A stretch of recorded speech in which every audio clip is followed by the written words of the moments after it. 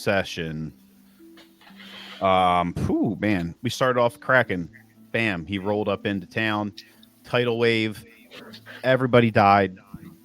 Um, Laughing Jack disappeared into the wave. Was gone. We got on the boat. Soleil got on her broom. She flew up in the air. She got Jax. Managed to get him on the broom. Venley and everybody like just barely managed to get onto the boat.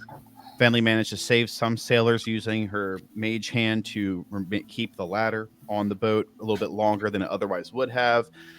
Arlo, Valen, Gray managed to secure the sails as we surfed up the wave, got to the crest, got through it, surfboarded the tidal wave. Soleil summoned 2 water elementals. We broke the rules. That's okay. We're not going to talk about it. And which saved Caitlin, saved Venley. And then there was some combat with these sort of like kind of like Sahuagin looking creatures, but they had like kind of black inky sort of skin instead of like, the green kind of look. There was a lion man. We found him. He ate some Sahuagin, cut some people in half and stuff. The 2 water elementals combined into one to distract the Kraken for a round. The waves started getting all weird, and then the sky split in half, and then the ocean split in half, and then an anchor came out of the sky, hit the Kraken, blew his ass up, and Jet walked on board the ship, put down Violetta. He himself sat down, and Valen was the one who knew. I think you're the one who managed to recall the stories about the Pirate King's weapon. I believe it was Valen that recalled it. You were able to be like, oh, that's, or maybe it could have been Jax or Valen. I'm pretty sure it was Valen, but I could be wrong. It was both of us. Okay. Yeah. You tag teamed it, and you were like, do you remember when your dad used to tell you stories? And remember that's definitely, that's got to be 100%. And that was, I think that's pretty much like we were like, okay, that's good enough for today, and we got off. So in the aftermath of all of that shit, the creatures retreat. They have fled at this point. There are probably a few wounded sailors. You were able to retrieve. Actually, we haven't actually retrieved the crew yet. The crew is in a tree. We have Gray and Hatanabe. But the rest of the crew is suspended in a tree. Jet and Violet are on board, which is that's good. That may or may not be good. I have no idea. We had steered the ship on the way back to the tree. Yeah, so we're kind of starting off there. I think we're on the way over to get them. There's probably a few injured sailors that are being tended to. Hatanabe or Soleil or Gray. Somebody can go and tend to the wounded sailors. There's a few minutes, and in that time, Jet will get up and he will approach. Let's see. He will approach Valen.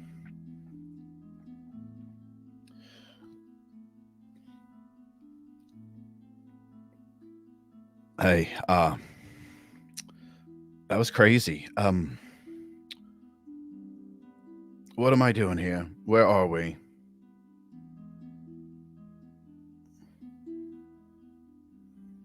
You're muted. I can't hear what words you're saying.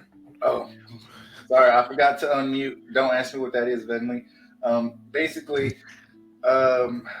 we were in Goldshore, Captain Jet, and we got attacked. It looked like we might have been under some sort of spell, but we couldn't really ascertain whether or not that was Laughing Jack's doing or that fine young lady you met. I don't know if you remember her. I remember sort of swaying, and then I remember a warm embrace. And then I remember nothing else. Well, I do remember before that we had gone to a island that had a single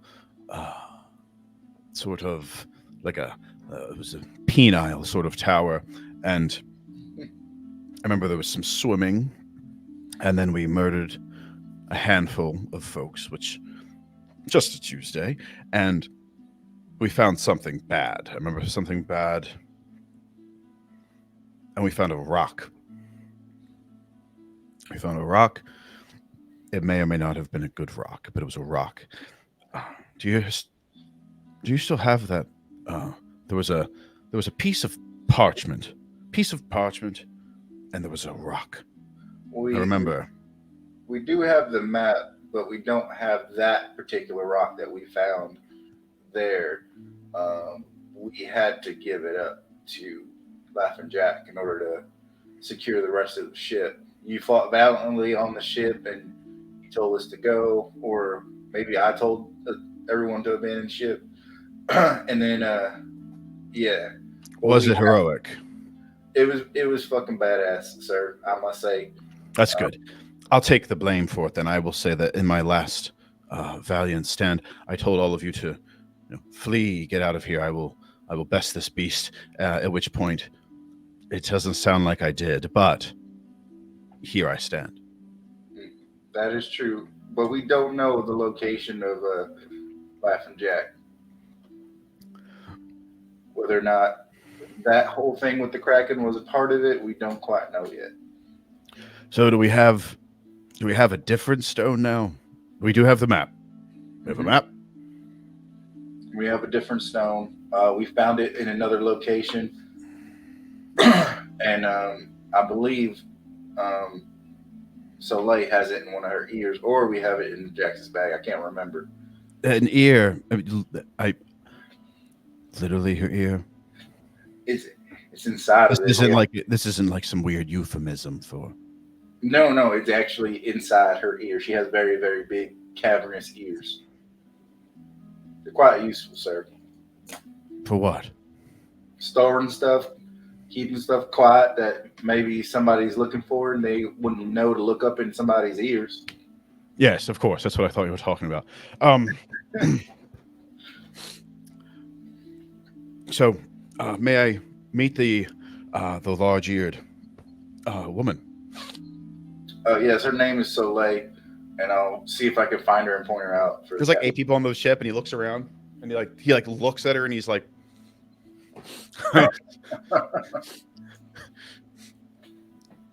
"Oh, you mean her, the woman with the exquisite ears?" Mm-hmm.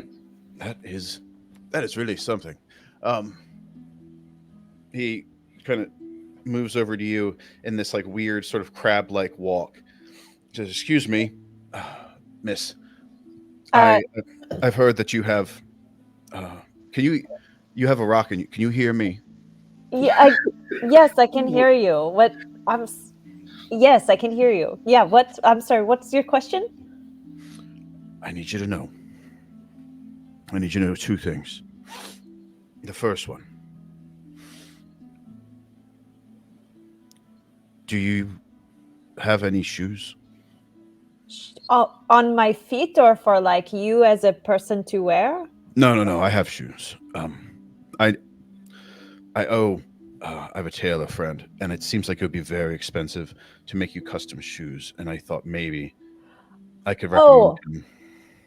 Yeah. No, I just have big bunny feet. Like I don't really need shoes, Well, if you ever decide that you'd like to put leather around your fuzzy toes, that there's a man named Javier. I think he's in Forgeport, and he's looking for more customers. He's very desperate. He owes me a coat. Secondly, there's a rock in your ear. Quick question: which rock are we talking about? This is the one we got from the tower, right? Or that? Well, if it's that one, Jax definitely has it locked up in his Iron Defender. He is not giving that to anyone. So if it was the Zergo rock, then maybe, but that's like a black orb now, right? Like a. Mm-hmm. Yeah, I haven't formally given it to you yet, but we can do that. Oh well, then yeah. I mean, I did have a rock in my ear. You know, I think that it does sound like, unless it sounds like that Soleil has the because I remember you guys giving her a rock. Yeah, I thought I had something in my ear. It could just be. It Was was it- the Zergo rock. Okay. There was the there Zergo was, rock. there was something that he had gotten. Oh gosh, I can't quite remember. It was like something that he found when we found Khan, and that like maybe controlled him. But then, So yeah, it was I don't Yes. know. so she does have the Yes. con rock. Yes, I have the con rock in my ear. So I've heard that you have a rock within your ear canal. Could I perhaps fish it out, or can you get it yourself? Why do you want this? First of all, what do you know so much about my ears? Second of all, what do you want with this rock? I have to tell you two things. The first Yeah, one is Go that ahead. Valen is a big fan of your ears. Okay. I suspect that he may have a crush on you. Look out for that. The second thing is that do you have any whiskey? You asking me so many questions. What I you Oh, the third question was the rock within your skull, cranium. yeah. What I don't. This doesn't feel like this is any of your business, or like I don't know why you're asking me so many questions. I'm Captain Jet, and he stands up. He stops standing like a crab, and he stands up really straight. Oh, okay. I- Yeah. I feel You may or may not have heard of me, but these are my loyal subjects. We have conquered like 0.75% of the four seas together.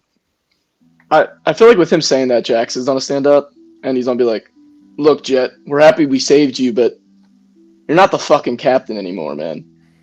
Zergo died on this fucking trip to save you, and now you come back just willy nilly." Okay, two things. One, I was the one who So many found. things. I found Zergo. I'm the first one to have found Zergo. I brought him on board with Gray, and Zergo was a very dear friend of mine. I've known him since he was just about a wee lad, and he's dead. How have you known him since he was a wee lad?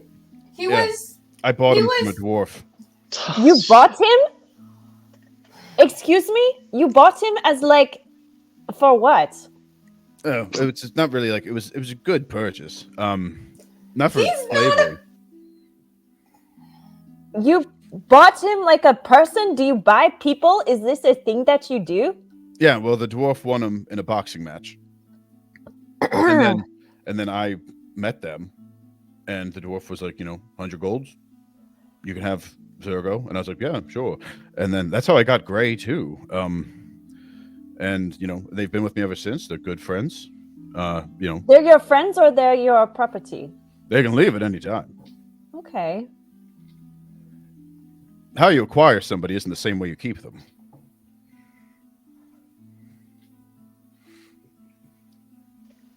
Being that I said those words, there's other words that I would like to say as well.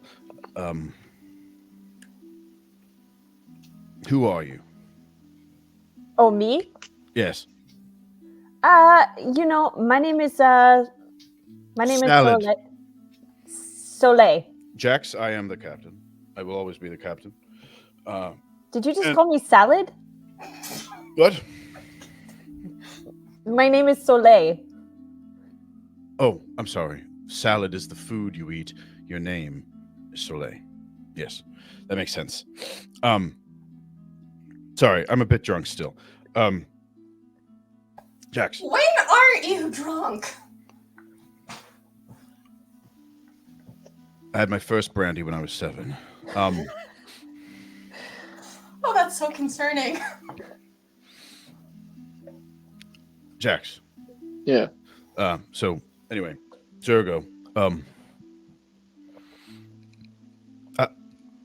I'll process that when I like another. I don't think now's the time to do that.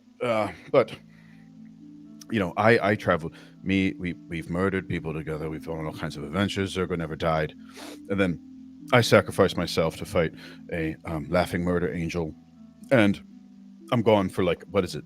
How long have I been gone for? Is it a year, a month, 2 days? I have no idea. I'm gone for like a week, and then Zergo's dead. This is what you're telling me. And then you're like, oh, now we're the captains because like, No. oh, we got CP people killed. Okay, I like how you're skipping the part that the reason that the whole laughing guy showed up was because of your stupid plan, and that's the whole reason this all fucking happened. Okay. Yeah! That wasn't. So- I retweet that! that wasn't So my guess plan. what? Guess what? You can be the captain. I'm fine with that. But things have changed, and I have my own goals, and I have other things that I need to do. So you can be the captain of Gray, Violetta, and all them, but I'm fucking done. Okay. Here! Yeah, and I don't even know who you are, and you're talking about my feet and my ears, and it's making me very uncomfortable. And so, like, I don't even. I didn't say that. That was Valen. Oh, well, I think I'm gonna have a talk with Valen later. That's very strange too. Yeah, thank you so much for your time, but I'm gonna go like heal these other people now. So thank you. I'm just gonna walk away, and like anybody that else needs tending, I'm gonna go help them. Well, I'll go take the helm. Mind the pretty rocks in the ears, and if there's any other rocks, I feel it's very important that we put them into bags rather than ears. I'm going to take the helm and find some land.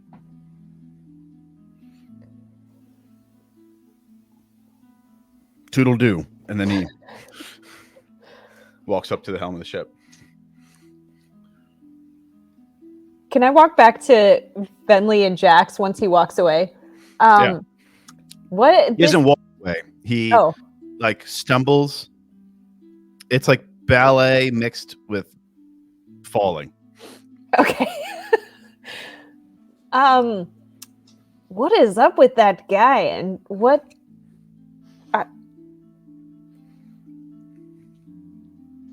He's been crazy since we knew him, but he really knows how to get people behind him. And I will say he is a good leader, but with all the stuff we figured out and everything going on, it just can't be the same anymore. I feel like most of his leading was mostly just him, like, saying, I have a plan, and then leaving and letting us figure out a plan, and then taking credit for that plan. So, I know what you're saying. I feel like our biggest problem, though, is that we never really committed to things, and he kind of got us off our feet. We had to follow him because he was doing stupid shit. Yeah. And it really took a while until Valen and all of us really started pitching in, because we all had to pitch in together to kind of fill in the void that he did. But I don't know. I feel like we filled in that void pretty well, and I feel like we don't really need his leadership anymore.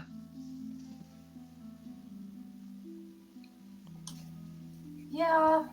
It's weird. It's just, I don't know.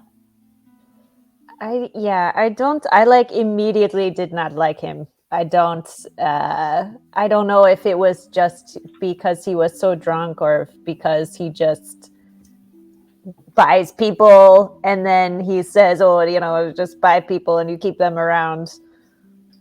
No? I didn't particularly like that, no. Yeah. I don't think I've ever seen him not drunk, so I don't know if it would be any different. Maybe he's a whole different person. Or maybe not. I will say he has treated Zergo and Gray normally with respect, at least compared to what other people would. But I know what you're saying. It's awful. Well, that's positive. That's positive if he at least treats them well, I guess. He doesn't treat them like I know some people, and it's awful that they treat them like slaves, and it's really hard to see. Yeah. I thought for a second there he knew Dagger Sicario, and I was about to throw hands. So are we discussing the M word? What? Murder? No. Absolutely not. Oh, no? Oh. It's a dreaded word that we don't Mutiny. No, I know it. God damn it. No, out of character. That was out of character. I I'm think just gonna walk behind and just be like, "Let me know who the new captain is," and then I mean, Is he really even the captain anymore? He's been gone for how long? Is it really mutiny, or is it more like, hey, you can't just come back here and be captain again? I mean, it has been months. We have pretty much done everything that we can. We got a ship. We kept the band together. Despite losing Zergo, I mean, it's going to have to be a vote, unfortunately. We cannot just out the captain like that. I know that me and Jax are co-captains for the majority of our exploits, but I feel like some of the crew, namely B Bob, maybe Gray, Violetta, Pepper, might have a different opinion than us. Maybe they just remember the good stuff. Yeah, but my bad. No, go ahead. My only opinion on this, I made a deal with Gibraltar over these soul stones and over this. I gave up my life afterwards, and I know B and Bob, I know Violetta, I know Jet. They don't want to do these things. They don't want to have these ambitions, or they don't want to do these type of things. They just want to get their money and they want to live their lives. I can't follow someone like that when I know this knowledge and I know this stuff now. Or at least I have to go about this, and I have to try to solve this, because if not, I'm worried about who will. And if Jet's captain, I know that we're not going to be able to do this. To be fair, Captain Jet led us to the first Soul Stone. Well, he thought it was for money. Yeah, he didn't know why. He was going to give it to somebody else. That's true. I mean, I'm just saying, people die in their sleep all the time. Okay, I don't like that. It just Soleil, I really like you, but I really don't like how you said that, because then I feel like Zergo's death would have been in vain. So I don't want to say that, because the whole reason we even started this trip was to save Captain Jet. All right. Yeah, it was. Well, sometimes people don't die in their sleep too. Sometimes they make it. At this point? Say again, Arlo? What did you say, Arlo? Are you sure you can even die at this point? I mean, the man is made of Teflon. And whiskey. If the spirits haven't caught up to him, I don't know what will. Give him some water. I think that'll kill him. Somebody put his liver in overdrive.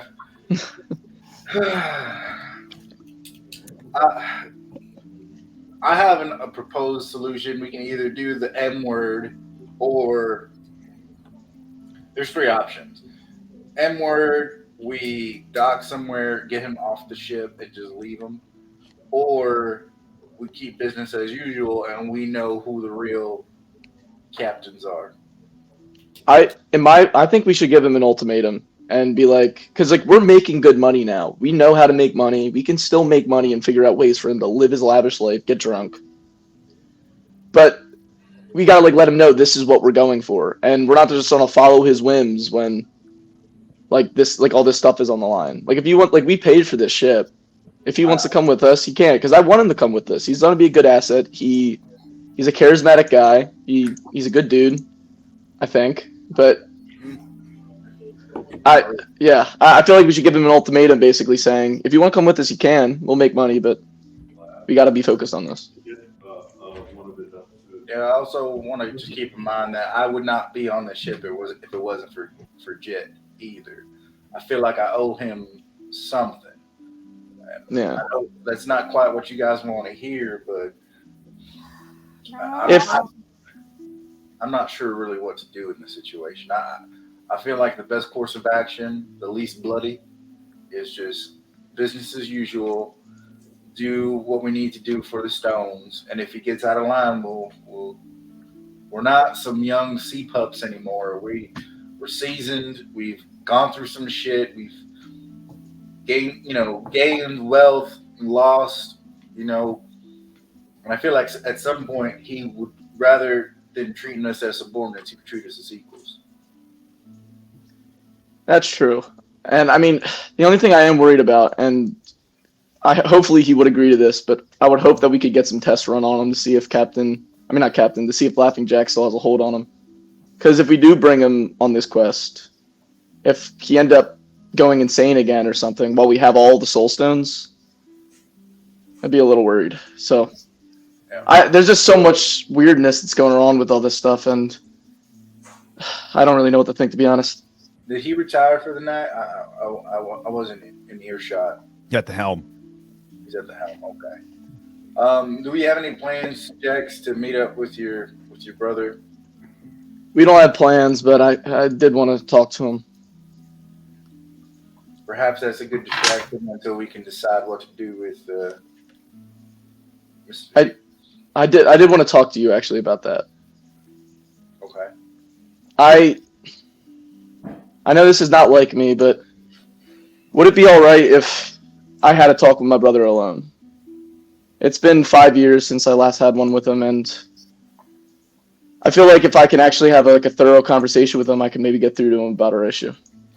No, For clarity, you mean it's been 5 years since you've had like a one-on-one with him?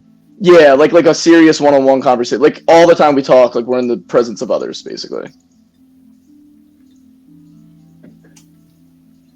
Yeah, that's fine, Jax. If you want to have that conversation with him, just so you know, we do collectively, I think, as a group, want to talk to him as well.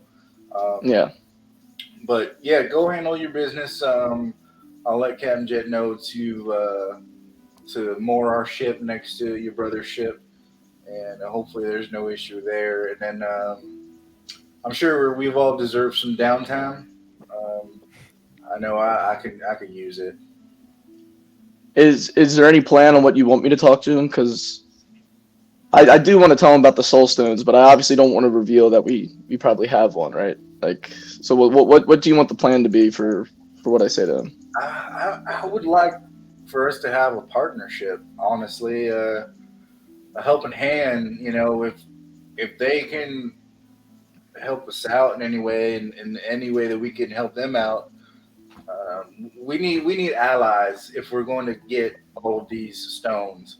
We cannot operate like a little pirate ship doing whatever because we'll have the whole world against us. So really what I'm trying to get at is gauge whether or not your brother is loyal to the Pirate King, what his motivations are, and see if they align with us, and then maybe we can come to an agreement on something. You know. I mean, look, I'm kind of in your boat, Valen, but what does Soleil and Venley think? Because I know when I was asking them earlier, they were thinking different. Well, what do you think, Manley? Can you repeat the question? Oh, okay. I basically said that we need more allies. We need more people we can count on. And if Jax's brother isn't 100% on the Pirate King, if his goal is to find the Soul Stones for a good purpose, then I say that we try to bring them into our fold as an ally, because we're basically one pirate ship amongst the whole world, and I feel like what we're doing, we're gonna need more friends than enemies. We definitely, I think, need more people. I guess I don't know him well enough to know how loyal he is to the Pirate King. And I think that's the only thing I would worry about is if we push too hard, that if he is loyal, he'll just go back to him and we'll get a massive anchor thrown down on us. Yeah, that's a good point. Maybe I'm just hoping for hope's sake. Maybe my hope is misguided and misplaced. Well, quick question, guys, because I mean, if we talk to him and he finds out we're getting the soul stones, he'll probably want to have the soul stones in their possession because he probably wouldn't trust us with having them all. If we did have them all, what would you guys even want to wish for? Like, are we even on the same page on that? Because I just want the bad stuff to stop. I don't know. Mine's Could we? pretty specific. Yeah, it's like I there's genie wishes. It's like, whew, be careful what you wish for. I feel like every single one of us at a different day will have a different answer. Personally, I wouldn't want any more meddling. I wouldn't want any patrons, no more gods. No offense, Manly. Um, I'm sick and tired of them messing around with our lives. We're just being puppets to their will, and I would wish for free will. That's what I would wish for.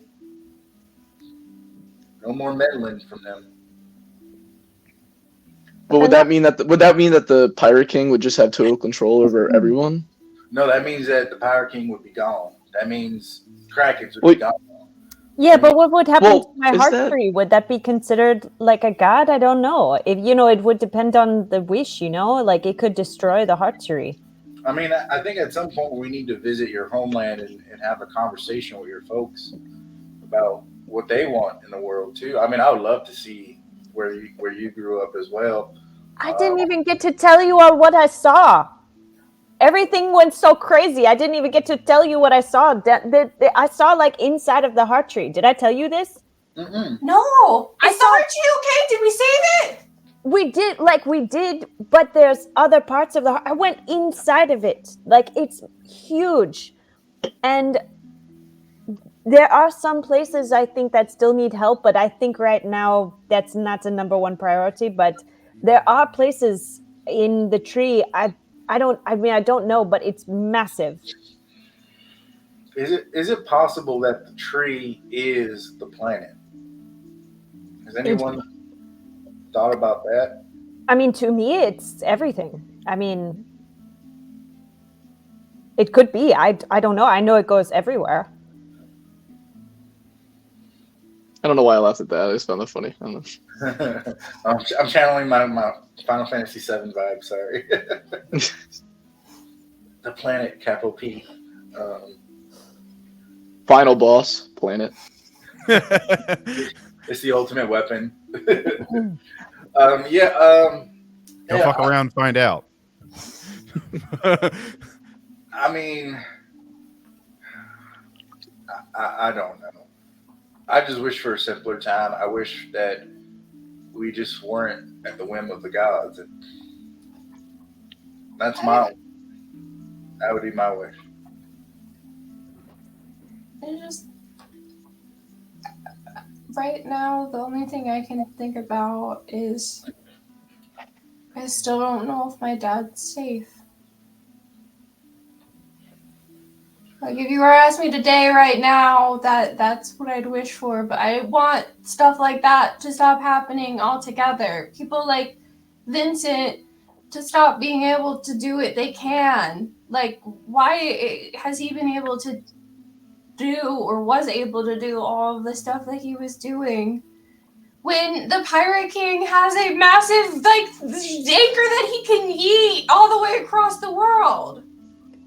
That was really scary. Yeah, what if he decides one day that we're not good or he doesn't like something that we do? Can he just take us out with an anchor? Well, Jax and we also did quite a bit of damage to the Kraken. It could have been me and Jax too that took it out. I don't know. I mean, Did you guys do It was a lightning? That close. was so cool. I shot between his scales, and I think I really hurt him. I think he was really starting to limp. I saw a I limp. shot so much lightning at it, like it was just like crazy. But I don't know. Like, of course, Pirate King Galleon's stealing our kills. It's kind of crazy, but we'll give this one to him. Oh, but Venli, I was thinking, can Valen send a message to your father to check and make sure he's okay? Maybe not my father, but if there's anybody that's on menstrual or near menstrual, maybe that he would know. At least, have you met my father? I have not. I don't know your father directly, so I would not be able. Okay. I forgot you have to know, I forgot you to know the target. I am familiar with Minstrel, and I have been there plenty of times. But yeah, maybe there's someone that I could message, someone that I know that has one of those establishments that can maybe go check on them. That's really the best I could do, unfortunately. It's better than nothing, or at least somebody could warn him. What are we warning him of? Someone going to assassinate him? I mean, it wouldn't matter. I don't think. I don't think he'd go anywhere anyway. But maybe I don't know. There's just somebody to get him protection. Well, yeah, maybe. Let me think on it. I'll try to find someone that I think will be close enough or in that vicinity, and then I'll come to you and ask you what you want me to send him. You know your father better than I would. If I tell him, hey, bitch, he might not receive the message. So,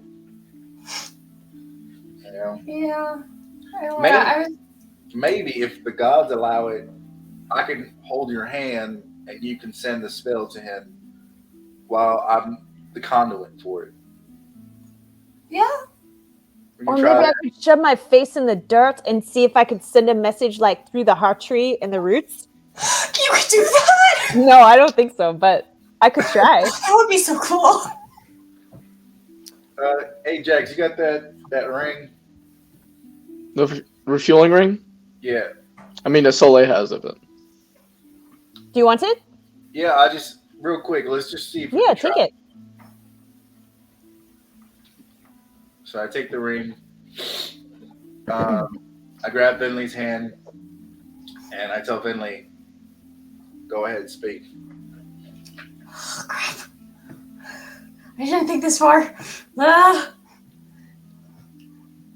Okay. Hey, Dad. It's Finley. You're in trouble. You need to either leave or get in contact with somebody from town that can protect you. Love you. Bye.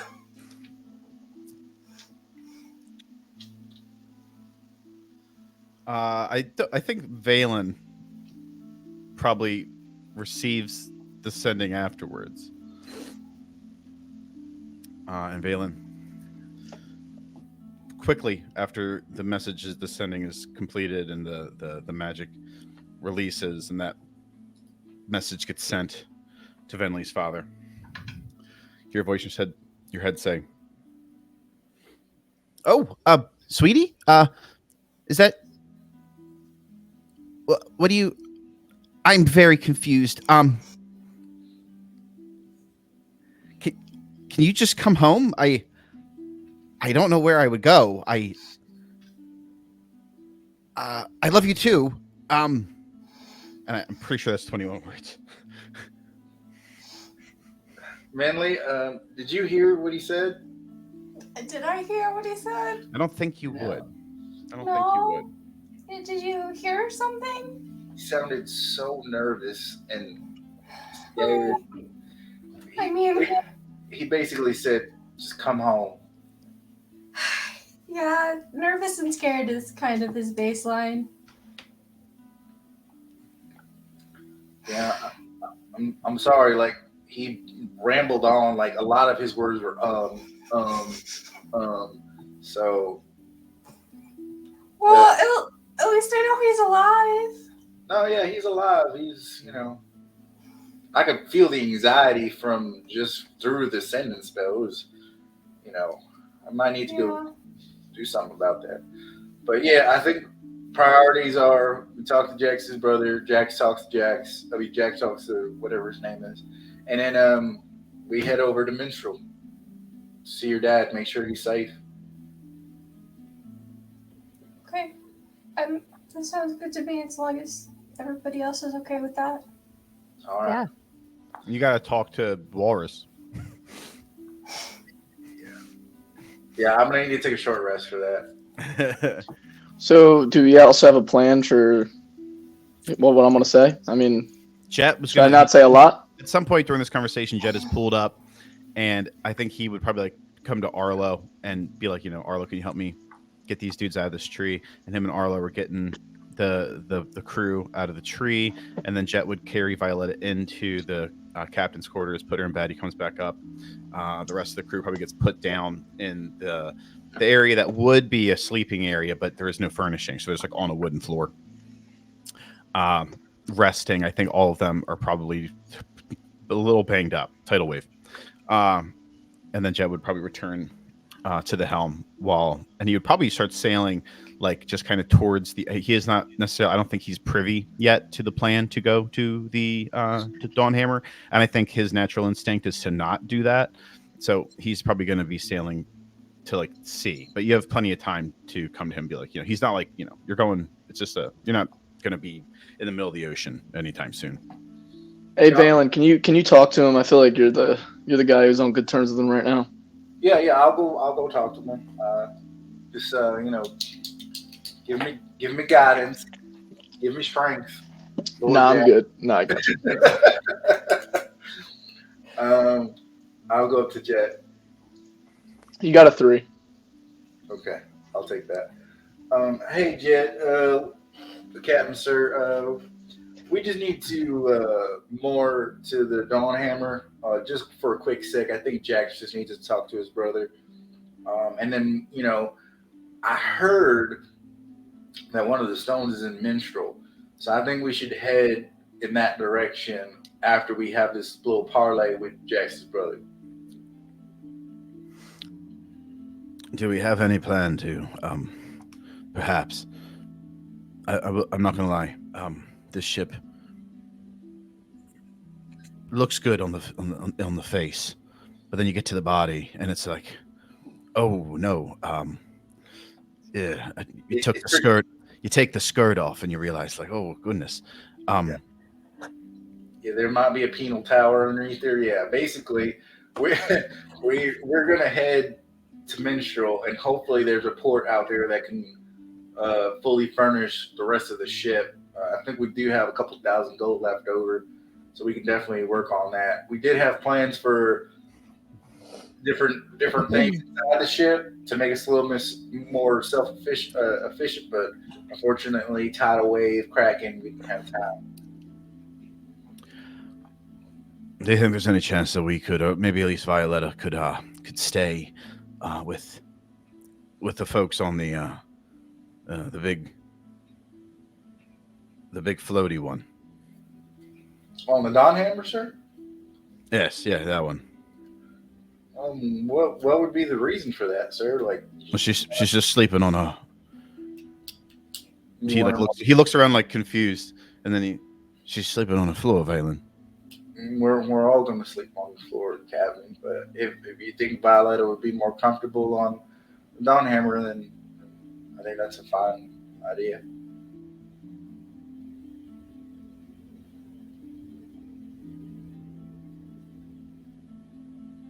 She would be more comfortable in a bed with feathers and cotton or whatever they put in blankets. That she's not going to be on a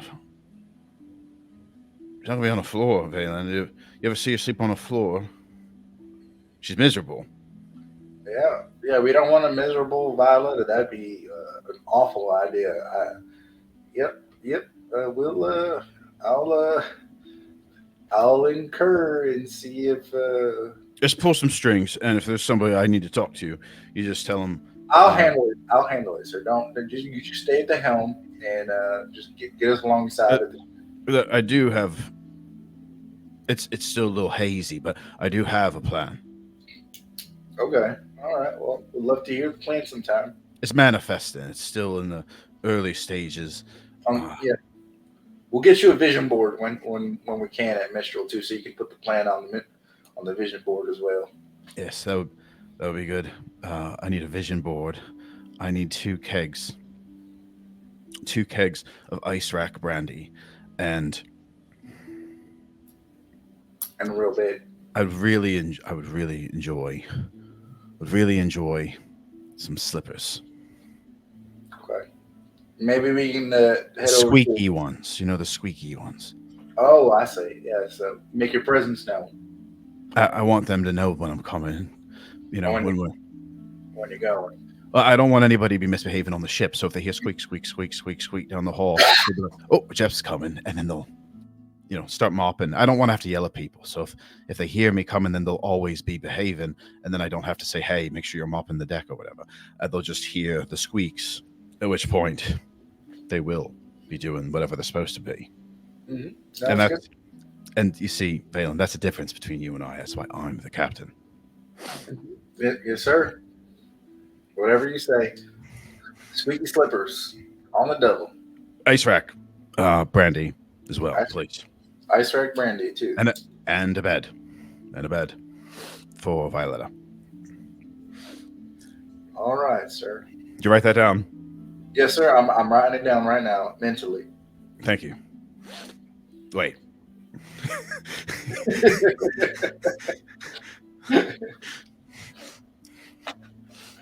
Squeaky slippers. When you just see Valen like squeaky slippers, bad.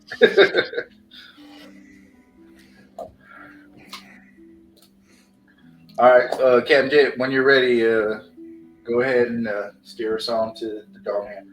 He says, hold on.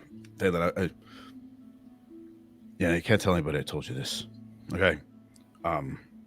He grabs you by the shoulder. He says, I want you to know that I still am kind of confused about how long I was gone for and where I was and where you were.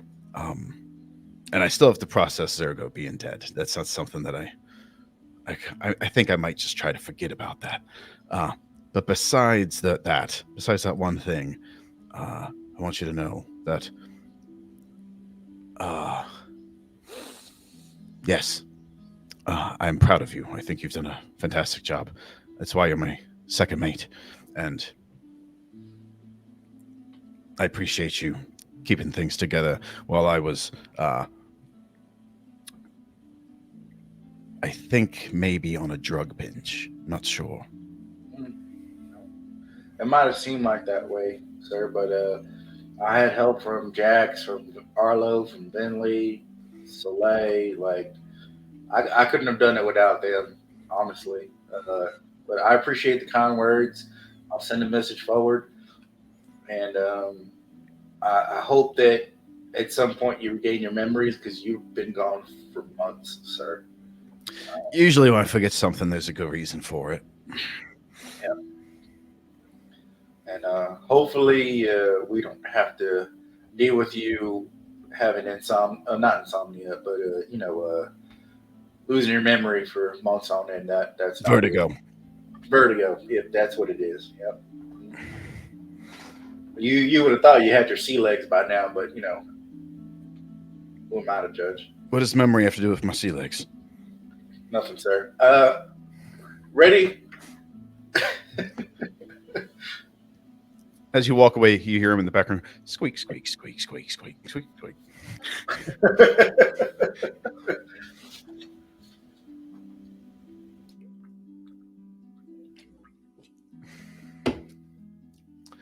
He turns the helm of the ship in an easterly direction towards the Dawn Hammer, and you guys would arrive at the base of the Dawn Hammer probably in about 15 or so minutes. At which point, I don't think there would be much in the way of resistance. I think a soldier would probably drop down a ladder or something. I think that there's quite a size difference between your ship. They're not putting down a gangplank. Their ship's probably about twice the height of yours, but they would probably throw down a few ladders, assuming that you probably need aid. And the soldier would, probably climb down, try to help, start assessing the situation. Maybe have some confusion over the fact that your ship's totally empty, and then, start helping you guys on board and such. Do any of you guys? I'm not going to role play all that out, but do you want to tell as a few? I would say a handful, 5, maybe 4 or 5 soldiers come down to help, assuming that there's going to be something. There's really not much damage, so they just kind of help some of you guys get on the ladder. They monitor and watch as you guys enter the Dawn Hammer. I don't think, given the situation, I think that they wouldn't have that many. They wouldn't be asking a whole bunch of questions. So would you have anything you want to say to them? Or you just go ahead and be like, okay, cool. We'll go. That's great. Thank you. If they have no questions, I mean, I don't have any. There will be questions, just not yet.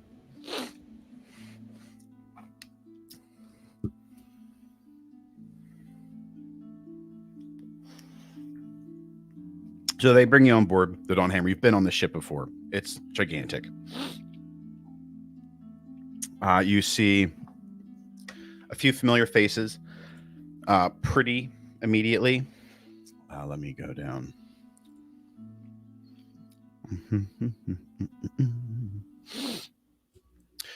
Immediately, like the first person that you recognize you see is Kayron, the Oni swordsman from before. He was standing on the opposite end of the ship, arms crossed, just kind of watching. And as you guys start boarding, they get through the sailors. Some of you guys come up, this like motley crew kind of boarding the ship. He will eventually notice probably Jax. I would think is probably the person he would recognize because he's the tallest. I mean, actually, there's a fucking hippo. So it's either Arlo or Jax. It's one of those two. And Kayron will actually, he kind of has beef with Jax, actually, I think. Yeah, I think a little bit. I forget why, but I think I talked to him at some point. He challenged you to a duel, then you're like, no, I'm not going to duel you. I'm going to arm wrestle my brother. Then you got a natural 20. Oh, yeah, I had the potion of giant thing or whatever. Potion of ice giant strength or fire giant strength or something like that. It gave you like a 26 or some shit. And we got free passage, I think, from that. Yeah. I remember that. Didn't even need the damn thing. Rolled a natural 20. Actually, I think you did need it because he rolled really well too. But he would come over to you and pretty convenient. You all seem to be just sort of popping up. To Jax.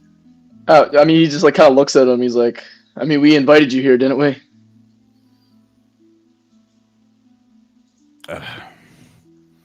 I don't. We've been following that thing that you let off the ship for a month, and it. Whether or not we were invited by you, I don't really know, but I know that thing, we've been following it, and it came here anyway. So, sort of two birds. What are you talking about? Like, the thing I let off the ship was the thing that just got fucking anchored.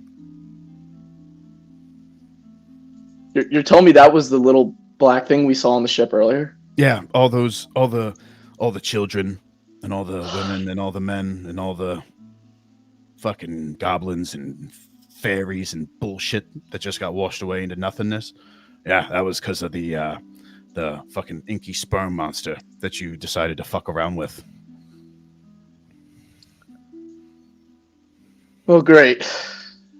Well, thanks for putting that on my conscience, but I'm here because I'm trying to help fix that, so... It should be on your conscience, because it's your fault. I know it is. I've known it is since... Well, for a while I've been thinking about that, but... That just gives me more motivation for what I gotta do. Now leave me the fuck alone, and I'm just gonna keep walking. I'm gonna bump him, too, as I walk by him. You gonna give me a strength check? It's not like a strength thing. I just want to say fuck you kind of thing. Like, you can bump him. He ain't gonna move. Well, yeah, I don't need him to move. I just want to show him maybe you would if you rolled really well, but I doubt it. He's real strong. Yeah. My character, I feel like, would be really shocked to hear that. So it's just he wouldn't really know what to say. He doesn't have any witty comebacks.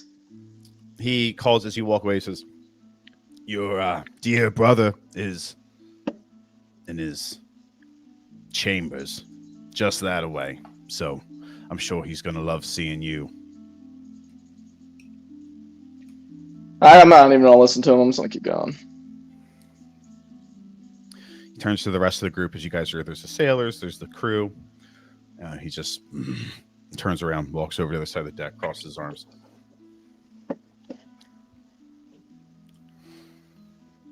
A little bit later, Ashbury, the halfling cleric with like the blue robes, blonde hair pulled back. She is like a wild. She's like all adrenaline up. She's like losing it. She comes over to your group as you're still kind of collected. The soldiers are still getting people on board. Jax has walked off, and she says, "Hi. Oh, it's so nice to. I'm so glad you survived. It's so crazy that you're here. Isn't that wow? It's just it's amazing how the gods work. I hope you remember me. I hope I'm not being too forward. My name's Ash, but we met like we fought like something that was kind of like this one, but it was different. And I hit my head, and you helped me. And I don't remember. I think you told me your name was Soleil. Yeah, I remember you. You seem like a little nervous. I mean, I know that was crazy, but that was kind of wild. Oh, I have so much to do. Jax, Magnus is like he's having a fit. I have to clean up all this stuff. I have all these people I have to tend to. Do you want some help? Yeah. When I broke my arm and you healed it. So I can help you. Recovered some civilians and some some of the military from town, and we have like it's overflowing. Like there's way too many people. There's like it's stressful, and there's not that many healers on board. That would be wonderful if you could help. Yeah, I'll come help. I can do that. There probably isn't a lot of space for me to throw my healing tree. That might be the most effective thing. You fucking drop. Yeah, just like drop a big oak tree in the middle of the ship. No, I won't do that, but I'll help her heal people. All right. Yeah, come on. They're in the lower decks. We have like a medical wing. If the rest of you guys have anything that you can do to help, I mean, like we literally, like the huge disasters just. I mean, you were there. You saw it. There's like tons of stuff to do. There's too many things to even name. If you have like any ideas you think you can help, like please, we're gonna be here for probably like a month or something trying to clean this mess up. So, anything you can do. I'm gonna go back below deck and hopefully save some people. So, bye. And she like runs off. Arlo will go to help too with the gourd. He just starts feeding like sick people like alcohol, and they're like, "What are you doing?" Open your fucking mouth. Is seven smiling stars on the board? Yeah, I was about to ask that too. Give me a perception check. Venley, you do know where his quarters are. That's true, I do. I rolled a 12. Venley, you got a 1? Ooh. Hell yeah. You don't see him on board, like on the deck. But Venley, you do know where his quarters are, so you could go there. Valen, do you express that you want to see Seven to anybody? Yeah. You would know that Venley has. I think you would know that Venley had. I would kind of just mutter to myself loud enough that Venley can hear. Where's Seven Smiling Stars? I thought he would be a part of the welcoming party. I don't think he's really the welcome party type. He's probably in his quarters. I was gonna try to find him if you want to go. I know where they're at. Oh yeah, I'll tag along for sure. Arlo's helping sick people. Soleil's helping sick people. Venley and Valen are heading downstairs to go talk to Seven Smiling Stars, the best NPC. And Voros, what do you want to do? I don't know. Admire how many fucking weak people there are on the ship. So you stand on deck and you look at all these people and like occasionally just have a stare down with Kayron. That's what you're saying. Is that the dude that Jax kind of like bumped into? Yeah. Oh, hands down for sure. Just staring a hole in him, like looking like, yeah, I could use another fight. All right, so that's what's happening. Okay.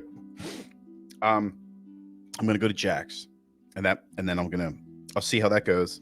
Maybe I'll break it in the middle. If it takes too long, come to you guys, and then we'll go back to Jax, or we'll just, maybe Jax won't take as long as it might take.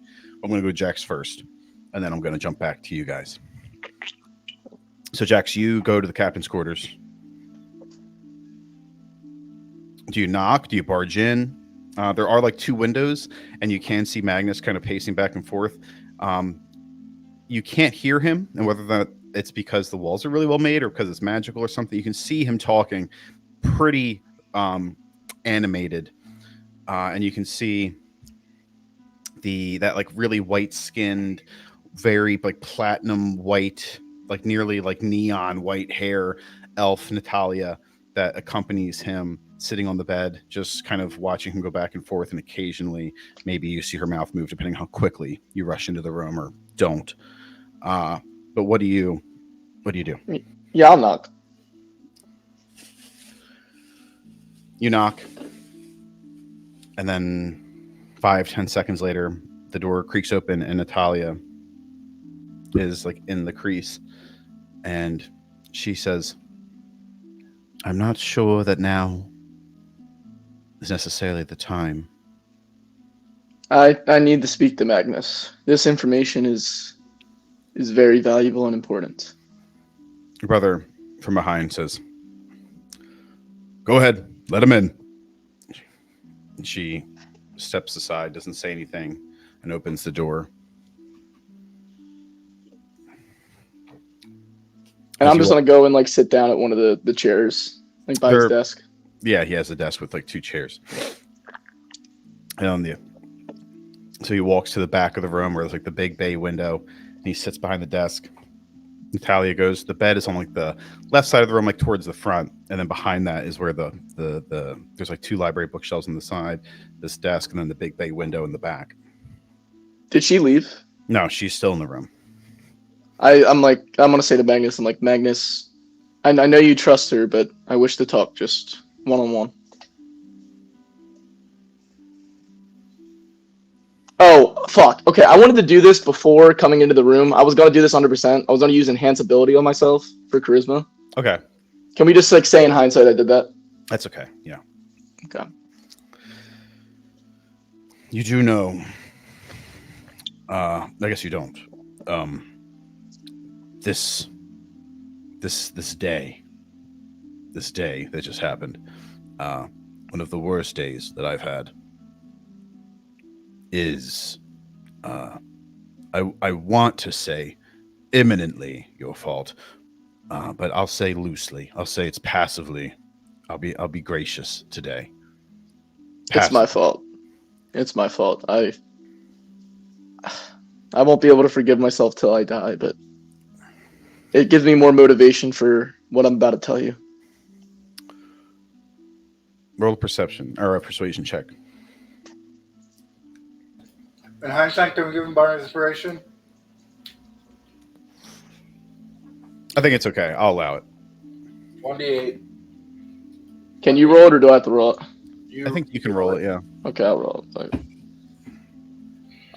What is my charisma? Okay. So I got a 22 with I got a 7 bardic inspiration. Appreciate that. Wait, I can give myself guidance too. I'm gonna do that as well. 24. It doesn't matter. He looks past you and he says,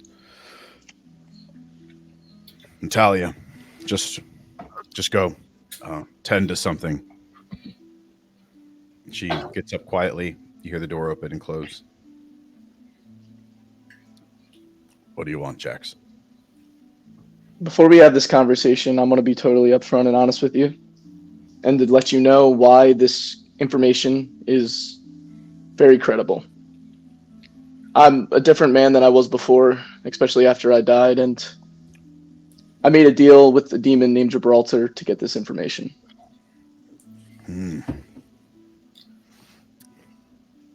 So I know this information is fact. So the information I asked about was regarding the soul stones and their true meaning and everything behind it, and how it's been used in the past and everything about it. And I found that when you get all of them together, I've heard things when I was a kid about ancient wizards being able to use very high level magic to create wishes. But supposedly this is on a totally different scale, and it could even shape reality and the planes of existence itself. Supposedly you can do almost anything with these wishes. And the last person to also use these wishes was the Pirate King Galleon. And that's how he was able to become immortal and to get this position that he currently has.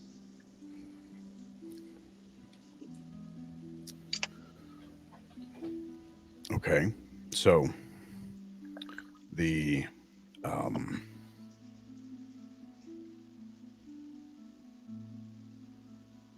fragmented remains of a superior godlike being have fallen onto our world. And when they are all accrued, the person who wields them gets a proper wish. And Galen was the last person to make a proper wish. I appreciate. Obviously, this is bad. That's not good. Or maybe it is. I don't know. I guess it depends. But for my current situation, what do you want from me? Well, knowing the situation, the Pirate King is obviously trying to keep people away from these things. And another piece of information I found was the reason for like all these events, for all these monsters showing up.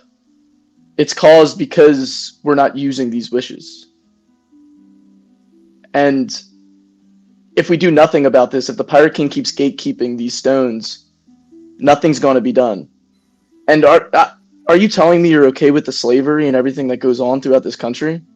I permitted it because all the outside forces and everything going on, all the lives we were ending up saving, was just outweighing what we were doing. But are you seriously okay with how the current status quo was? I thought the whole point of us joining the Marines and doing this like our father was to change the way things were and to be the future.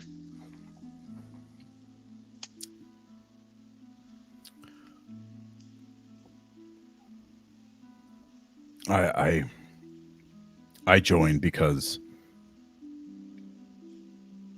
that's what you do. I joined because that's what I had to do. I'm doing what I have to do. I get in line. Somebody sends me a fucking letter. I read the letter. It says go someplace, do something, kill someone. I go, I do that thing. I wait for the next fucking letter. Is that all you are now? That's not how it was back when we used to. Back when What's changed? What's changed? What do you mean? When we used to do what? I mean, I'll admit I didn't really do much, but I mean, you were always an inspiration for me back in the Marines. You always seem to do the right thing. What? I don't know. I didn't really expect it to be like this, to be honest. And what did you expect, Jax? You were too busy being afraid, being scared of father. You left a giant wake that I had to fill. I wasn't being a hero. I wasn't being a hero when we were slaughtering Virajans. I was killing the enemy. I was killing the people that wanted to kill us. That's what I did. you think I wanted to leave? My whole life I wanted to be with you. I wanted to help the Marines. I wanted to help people. That's the only thing I wanted to do. Is But that what every you wanted single to do? day, When every you left, you've killed. He reaches down, he grabs his gauntlet, he puts it up on the table, he kind of smashes it down, he left a little hole in his desk. He says, "You have killed more people than this thing ever has. And when you left, in one fell swoop, you killed friend and foe, furry, scaled, properly fleshed, didn't matter, indiscriminate, gone in an instant. A wave of fucking energy just disappeared, evaporated like that. And before that, what did you do? Father didn't like you. So you just got out of the way. Do you think he was kinder to me? Do you think that he was nice to me? Do you think he loved me? No, he just saw that I could do what you couldn't fucking do, and I could be what you couldn't be for him, so I had to do everything that you refused to do. I'm your little brother. You left me alone because you were fucking afraid. Every single person I've killed, every single person you've killed, all of it's your fault. You didn't protect me from anything. And you come here and you tell me about, oh, what should I have done? What should I have done? You hate your father so much that you let me deal with him alone?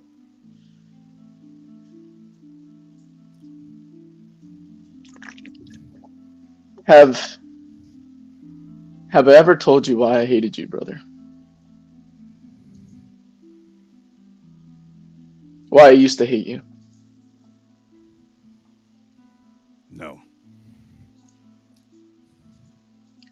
Growing up, I was always reminded of what I was.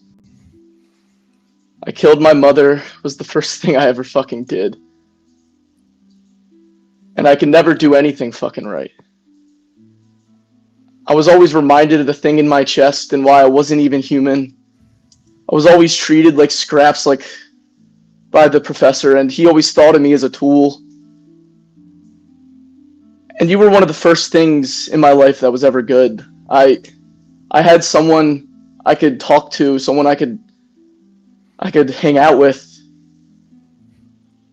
And I even looked up to you as you grew up. I wanted to be a brother that you could look up to as well, and someone that you could count on. But as I grew up, I was reminded every day that I was nothing. I was useless. I couldn't do anything correct. And you were always praised. You were getting more accomplishments than I ever was. You were getting higher accolades. You were getting higher positions. And I kept trying to catch up. I kept trying to, but eventually I was alone. I was by myself, and you were just by Father's side, talking to him, following his every word. And I didn't have anything. I was alone. And the one thing I had, the one person that saw me for what I was, saw me as a person, one of my only true friends in this world, I ended up killing. I've never truly forgiven myself for that. And at first it was just an envy, jealousy sort of thing I had for you, but I eventually started to hate you because I thought you left me, and I thought you thought I was useless. I realize now, especially after I died, that I was very cowardly, and I really regret how I lived my life before. Brother, I know it's going to be hard to trust me. I know you can't.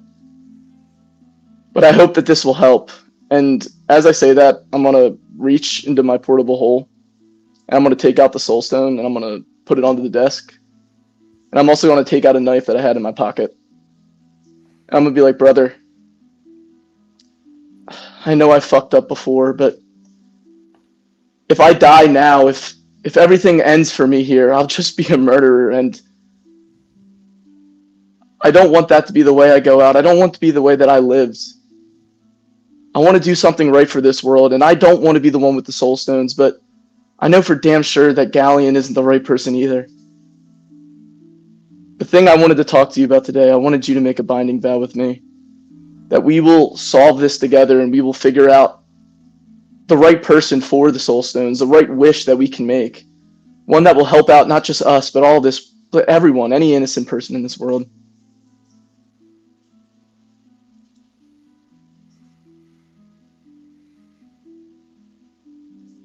I ever told you why I hated you, brother? No, you never really talked to me after a certain point.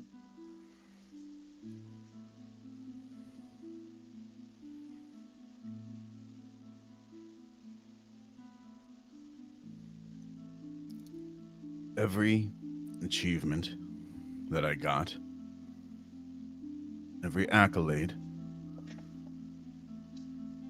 every new test, every military drill, every fucking war that I was sent into, every time I was doing what I was told to do by our father, I would come back and I would see your baleful gaze.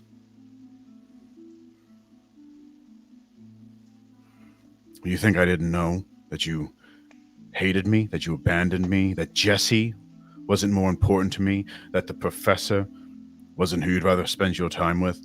The first time I saw you look at me with disdain, I was 8 years old.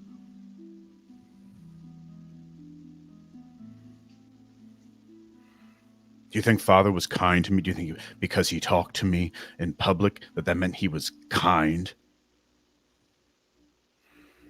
I mean, you never told me. Wall. He was an iron wall that I had to climb.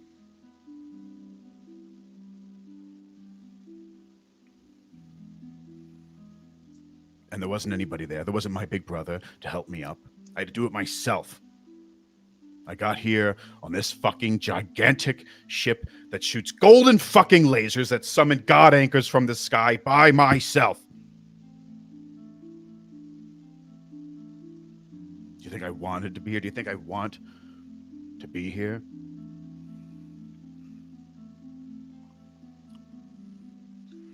But with this, I'm a puppy. I am our father's little toy.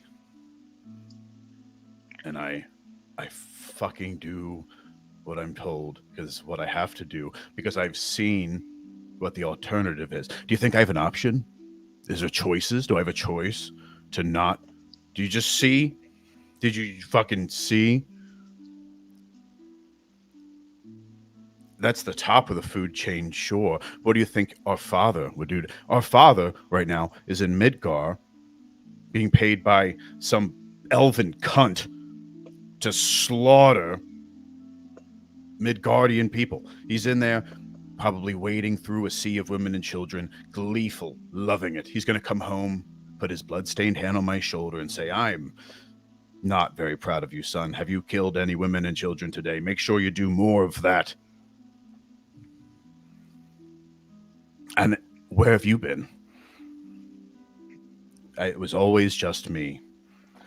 And you didn't come and talk to me. You didn't say, oh, are you enjoying this? Do you need help? It was all about you and how you're alone, how Dad doesn't like you.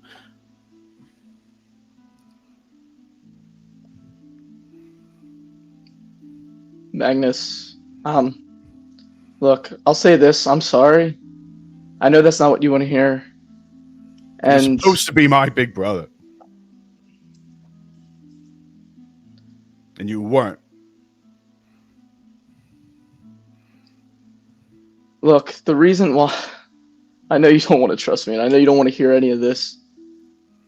I am sorry for what I am and for what I was. I hated myself for what I was, just like you hated me. I understand why you hate me. I had this self-pity about myself that drove my whole existence, and I'm sorry that you got dragged into it. And obviously I'm here because I need your help. So I'm not going to sit here and be like I've had a change of heart about that too, but hearing about the way you've been living, I'll tell you this, afterwards, afterlife, you're not going to have a good time either. And what I've truly have realized after dying is it really matters what we do in this life that we have, what matters. And I was in a sea filled with monsters getting tore apart for hundreds of years, what it felt like. And I died hundreds of thousands of times down there. I know what I did was wrong, and I know there's nothing I can do to make up for it. But I want to live the rest of my life standing by your side and helping you through this. And I know I can only do this with your help. Not with the Pirate King Galleon's help or any of those guys. I know I can only do it with you. Because there was a reason I looked up to you my whole life. And you don't have to live like this to the end of your days. And I know you can't trust me right now, but that's also why I want to make this binding vow. Because I promise I'll keep secrecy to all the stuff we talked about today, and I'll only keep it with you. And I'll also relay all the information that I've been finding out about these soul stones and everything too. I've been an open book since I've been here, as you can tell. And the only thing I can promise is the rest of the life I have left.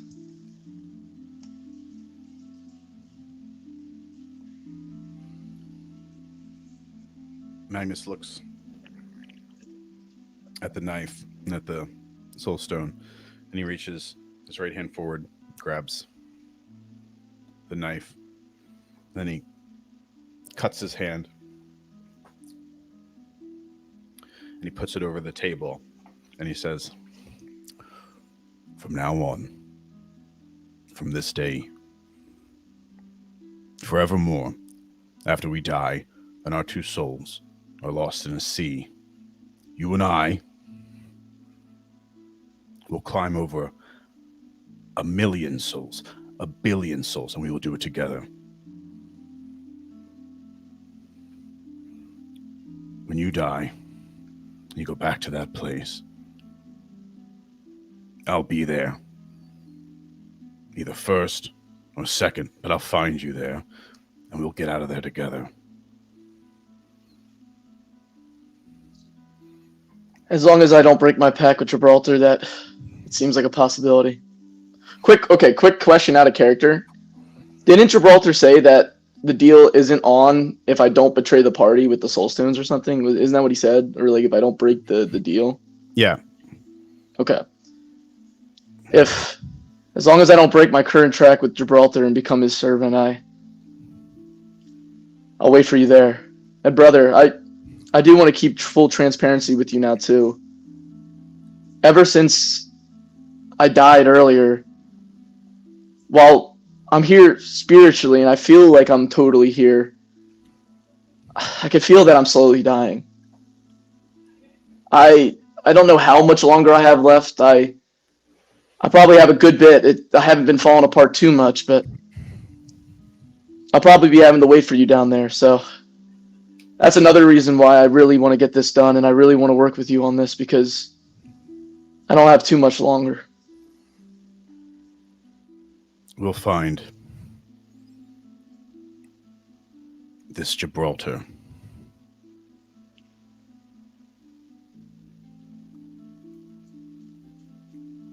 Whether it's in hell or here. And we'll show him what hell is. We'll do it together. I mean, knowing what I know now, it seems like we experienced that our whole childhood, huh? Yeah, this will be a walk in the park. Is there any other stipulations or anything you want to put a part of the deal? Before we sign it. No stipulations. Just from now on, you're my big brother. You talk to me. And it's not about father. It's not about these other people. Of course. And I'm gonna let you know now, I'm gonna tell the crew obviously about part of whatever talk was, but I'm not gonna tell them about the deal we made or anything like that. But I want you to let me know what father says too. I don't want him to keep trying to puppet you. I didn't realize. I thought that you were liking the approval. I thought, and I feel like that's just a projection looking back now because that's all I ever wanted. But I want you to let me know. I want to be able to help when I can. I don't want this just to be a one-way street. I got your back, brother. And I have yours. Now take my hand. I think I'm going to bleed out. Okay, I'll cut myself and I'll clasp his hand.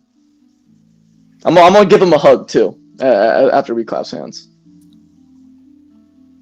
You go in for a hug, and he hesitates for a second, but then he hugs you. Soleil and Arlo's gone. God damn it. Soleil. You go down with Ashbury to the lower decks, and it's kind of just like laden with cots, like wall to wall, the whole area. You have to like literally, there's like not walkways. You have to step over people to move throughout this room that's been effectively turned into med bays. There are not nearly enough beds. You would imagine there's probably like 100 people in here. Some of them have since died. There's some people with sheets pulled over them. Some of them are in like states of unconsciousness. And Ashbury says, if you could just, I don't know, like, I know that was a big day. I'm myself feeling really tired and drained. I have like a little bit more to go. And I did talk to Hoxbrock, and he is he's been just kind of cranking out potions and elixirs. But I've been having to run back and forth. So if like you or your friend could maybe go to Hoxbrock's lab and get hopefully the next batch of elixirs or potions, that'd be so helpful. And if one of you has, if one of you is like a more skilled healer, stay here and help. I'm really like I'm doing this by myself, and it's not working. She looks out, and you see that there's enough people that have not been helped. So, I mean, yes, of course. I think I can heal pretty good. So I can at least do 4 first level healing words, so I can get 4 people that look the roughest, hopefully at least out of the danger zone. Yeah, and then I can, if I could, for flavor, since it is a tiny probably area that we're in, if I could do the healing tree but make it like a mini, like a bonsai tree. Could I make it a bonsai tree of healing? I imagine it like maybe like the tree, like the roots like grow along the walls of the ship, and then they make like a canopy above the That's med cool. bay. Yeah. Okay, yeah. So I can do that and then heal. I don't know what my new healing tree does. It's in your Discord. Oh God. Oh wait, Or it's in our messages somewhere. Yeah. 5 spirit in space of 5-foot cube. Oh, sorry. It just says whenever you or a creature can see moves into the spirit space for the first time on a turn. 1d6. Oh, that's right. I get 2d6 now. That's right. Yeah. That was the thing. Okay. So I can heal.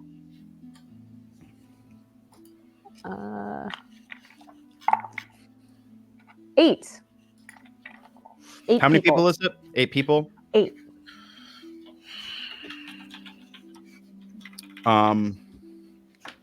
So the trees, you go ahead and like, she asks you to help, and she kind of starts moving around the bay using, she's like goes to people, puts her hands on them, some like kind of golden light will emanate from her and kind of wash over them, and then you make these like magical roots. They don't damage the ship itself. They just kind of like begin to grow up out of the floorboards seamlessly up onto the roof, as then like the golden leaves kind of start to like fall down, and when they hit people, they'll kind of like just like gently kind of pop into a light that kind of cascades over them, bringing them to a point where they aren't in imminent. They still need to probably some rest and everything. They're not going to pop back up after the tidal wave, but they are safe. And Ashbury watches. You see her in kind of like wonder as then you start to use like your healing words and stuff as you move. And in total, you like immediately heal magically 12 people to a point where like those people are okay. Do you want to give me a medicine check after Ooh. that? Yeah.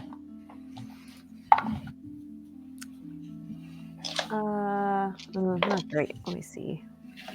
4 plus 4, 8. Drat. Yeah, not great. Over the course of like the rest of the day until we take a long rest, you are able to heal 8 more people, just like the regular way. Okay. And Ashbury, at some point during all this, like you guys like take a break, and she's like, yeah, "That was like really."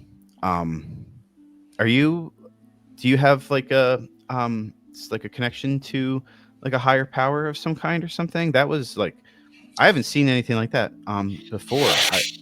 That was really something. I mean, I already knew that you had some type of like divine magic or something, but that was I never seen anything like that before. That was really like amazing. Oh, thank you. Yeah, I mean, I don't know if it's considered like divine, but I am connected to the heart tree. Have you heard of the heart tree before? I actually haven't heard of the heart tree. Yeah, I'm not familiar with that. I'm sorry if I'm ignorant. Oh, I've never really been to Varaja, and I don't really. Yeah, I don't know anything about like your religious customs, and I haven't really met. I just really haven't met anybody from. you haven't met anybody from Varaja at all? Oh, Varaja. Sorry. No, not really. I mean, like I've seen people from Varaja, but never like in passing. Can I roll I an just insight check on her? Yeah, you can. Ooh, baby. 14 plus 7, 21. 21. You get the sense that she's like it's like a half truth. Like she has never she's never really met anybody from Varaja. That is true, but she's like holding a little back. That's so interesting. I mean, I feel like I've come across so many people from Varaja on ships like this before. I've met quite a few. So I'm surprised you haven't run into any, working on ships or. I've seen people from Varaja that have been like, sailors and various states of employment on ships, but we don't use any of like that type of labor on this ship. Magnus doesn't let us do that, which I think is a good thing for the record. But that's not. He doesn't agree with. He's not the best. I mean, he's like kind of a jerk, and he's like, I hate working for him. But he thinks that like free will is really important and stuff. So we don't personally practice that situation. Okay. So I haven't really met since like we don't do that, and I'm not really. I don't agree with that. But like honestly, I don't have any power to like do anything about it. So this is sort of embarrassing. Like I just I'd rather just not get involved, because it just doesn't feel good. I don't want to meet. That's I have seen people, and I had opportunities, I'm sure, to be like, hi, who are you? But then I have to, I have to just leave. And then that's so interesting that you would leave somebody in trouble to just, potentially, I don't know, maybe like get injured or die or go into slavery. That's just so crazy that you would just see somebody and then just walk away. That's really interesting. Yeah, well, the Seahawks, like they do. every ship has its own compass, and I've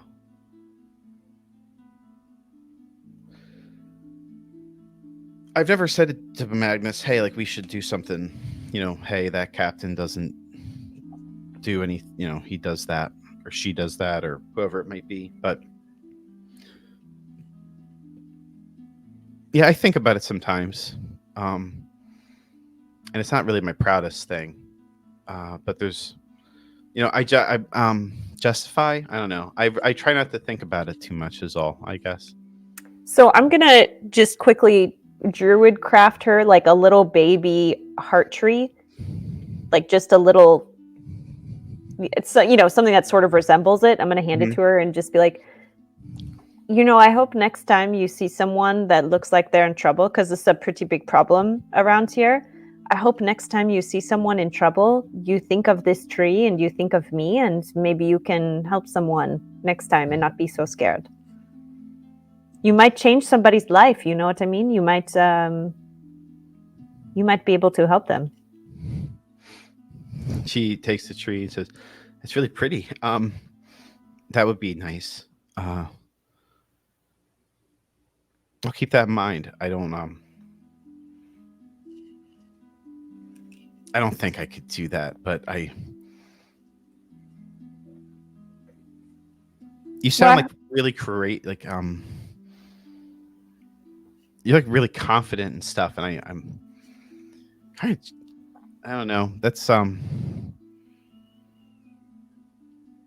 I think a lot of people would say that. I am like, yeah, I think that's really cool that you did that, and I definitely have to think about that. Yeah, just think about it. I'm not saying you have to run out there and rush into some kind of danger and hurt yourself. I'm just saying, maybe next time you think about maybe somebody else. There's a lot of good people out there that end up on ships like this. So maybe just next time, think maybe not you can do something, but maybe you could say something to someone. That's all. I'm just going to turn around and walk away because I get that she's like, it's like, she's kind of scared, and it's kind of like, yeah, well, it's kind of a crappy excuse. So I'm just going to kind of walk away and keep tending to people. She sits there for like another minute, and then she puts the thing into like a pouch or something, and then she'll go and start tending to people alongside you. Venley and Valen, you guys are going down. You go down to the second floor. You go down to the third floor. You go turn left.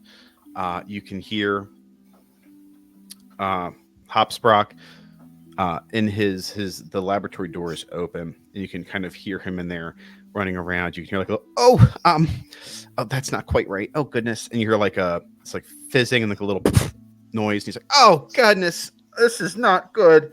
And you kind of look in his office, and there's like all these like vials and tubes and stuff, and like all of them are full of various liquids. There's like one that's boiling over, and there's one to the left of that that's burst, and there's like this like kind of black smoke that's like kind of filling the room. And just down the hall to the left is Seven Smiling Stars' room. You do not have to deal with his problem, but that is what's happening in the hallway. Do we help him, Balin? Maybe just. It's entirely up to you, Vinley. I really just want to talk to Seven Smiling Stars, but we can take the time if you feel like it's necessary. I don't know.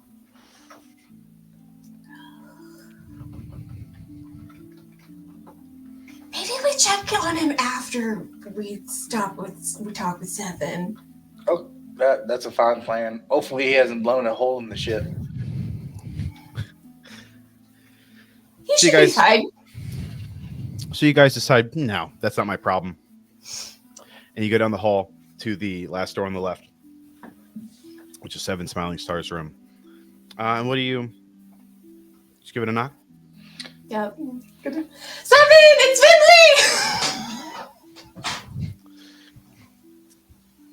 Like 4 or 5 seconds later, the door opens and Seven Smiling Stars is standing there. His fur is kind of messy. He has like this, like he's kind of poofed a little bit in the face.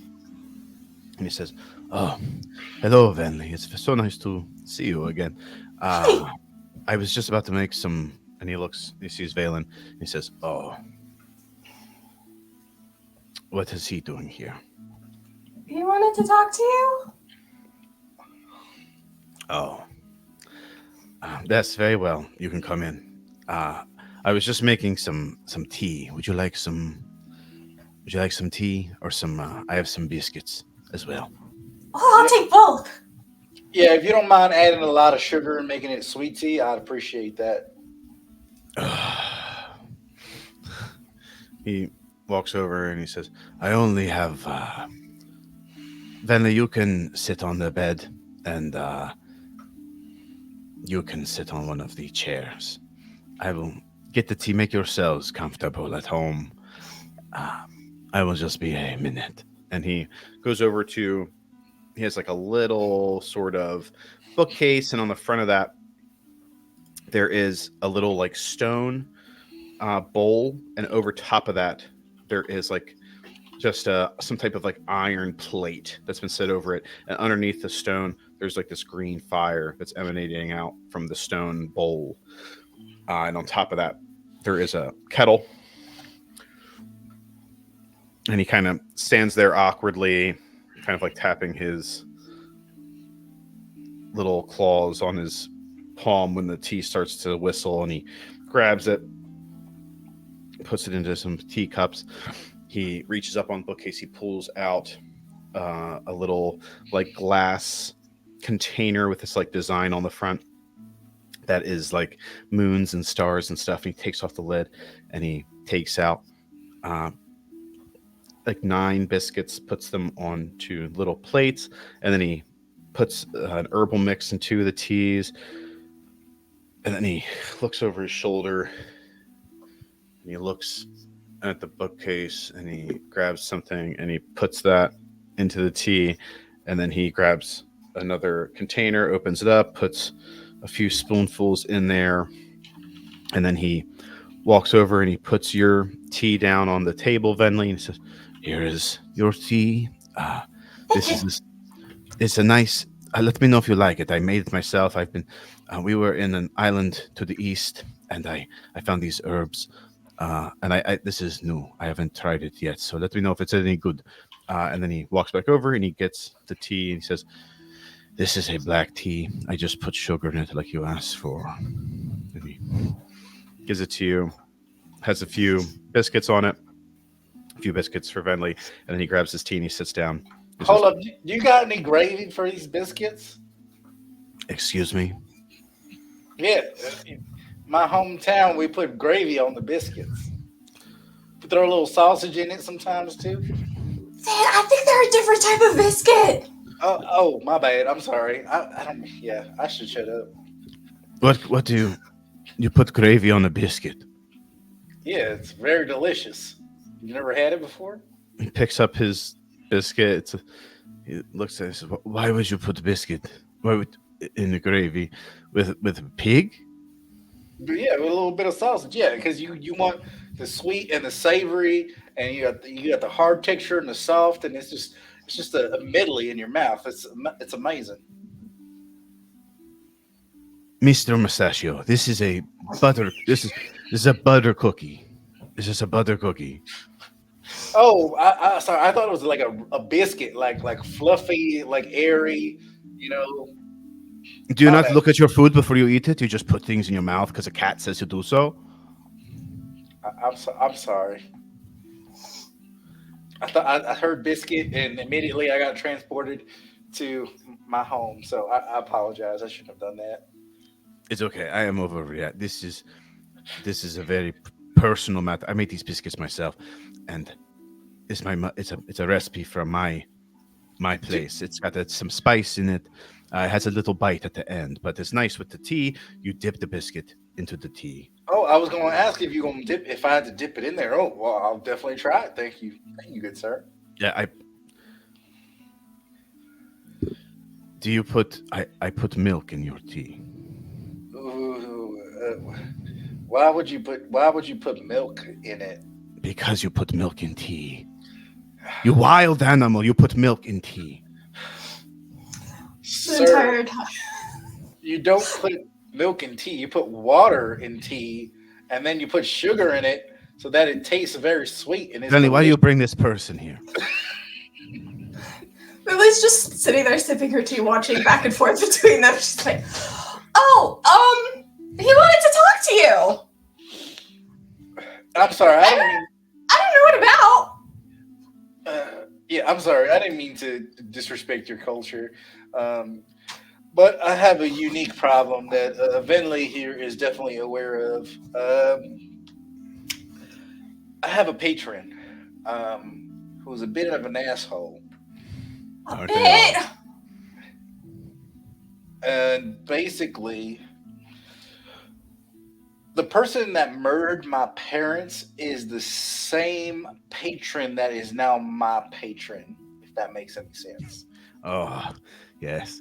That is very tricksy. The I like the their style. There's like some panache in that, you know.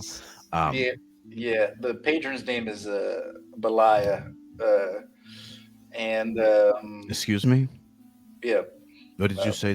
What did you say the name was of the patron that you just said? What is the words that just came out but of your mouth? Belia. Oh, do you know?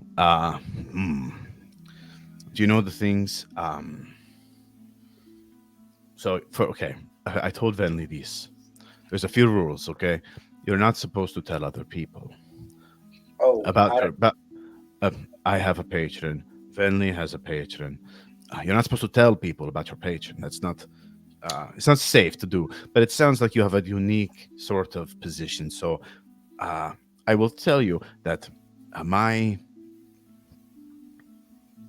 demonology, the hells. This is all very interesting to me. I read many books about the nine hells, the seven heavens, and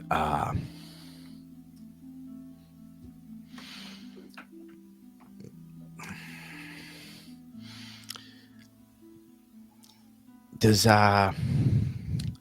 do you know anything about these things? Nine hells, the seven heavens, the creatures that exist on the other side. honestly, I don't know that much about them, unfortunately. See, these are the things. Before you get into a pact, you should go ahead. You should be checking these things, you know, to make sure that you are so you don't know. So okay, let me tell you a thing. Okay, uh, hmm.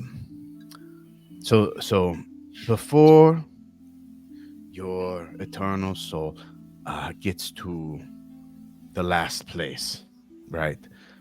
In the nine hells, there's other places it could go, but before you get to the last place, which is the skull through, we don't talk about that place. It's bad. Ah, before you go there, you go to this place called the Black Temple, and the Black Temple is the seat of Kilthul. Kilthul, uh, he is uh, he is like the king of the incubi. He is the lord of lies. He is the last deceiver.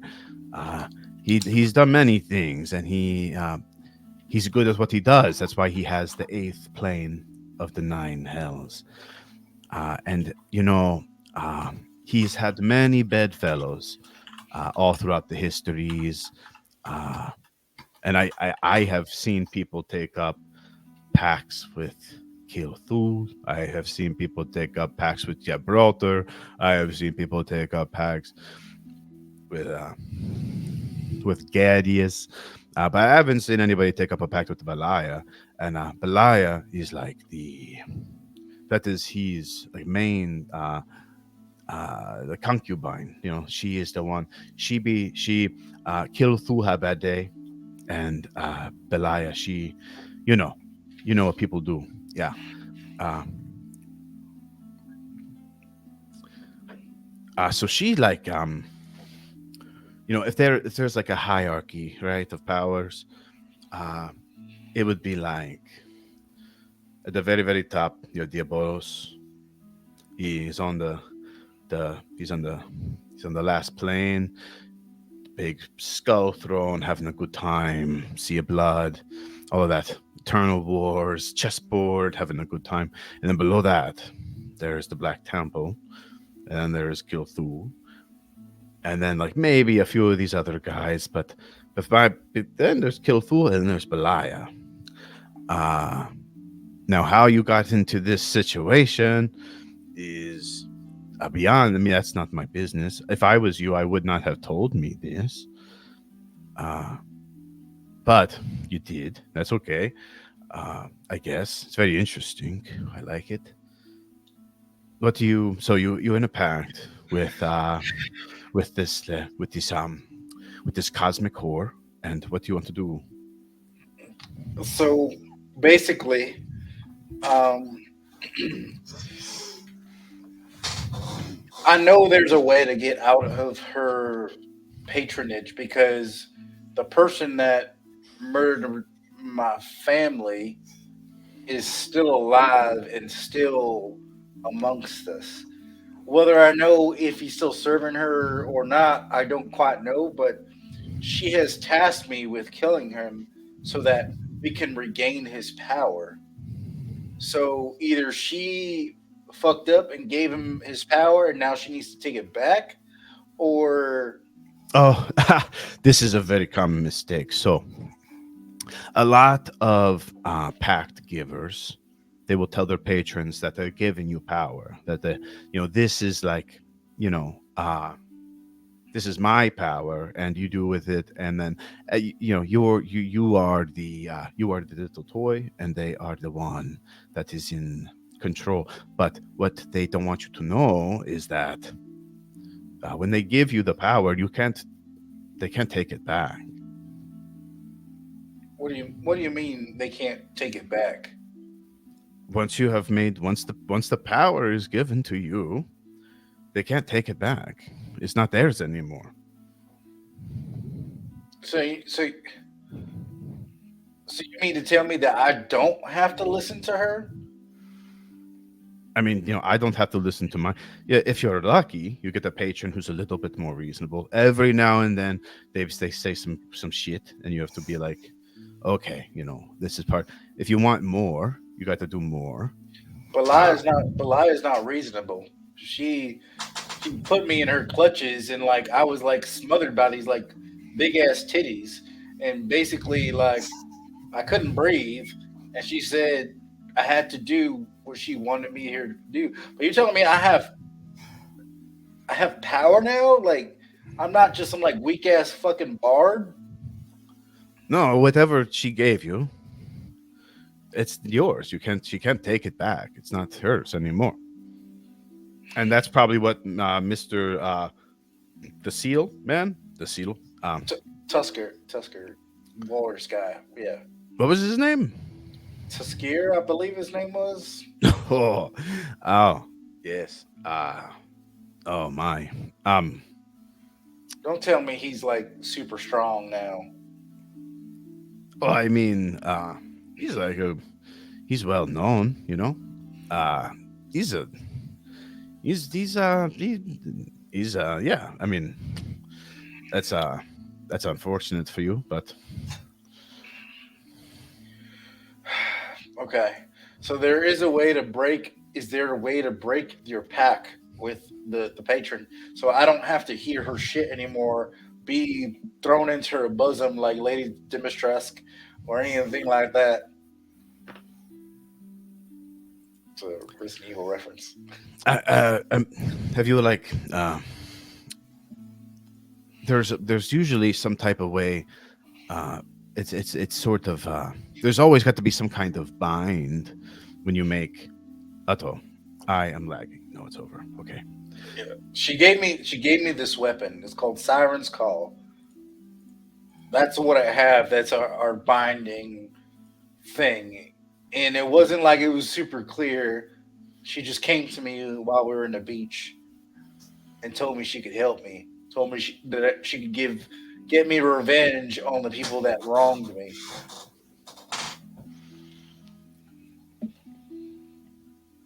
But then I found out later that she's the patron that gave power to the person that murdered my parents.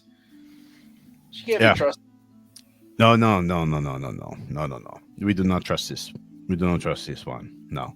Uh, I mean, I always think that you should try to treat your patron with a grain of salt with everything they say. Uh, but you are in this situation.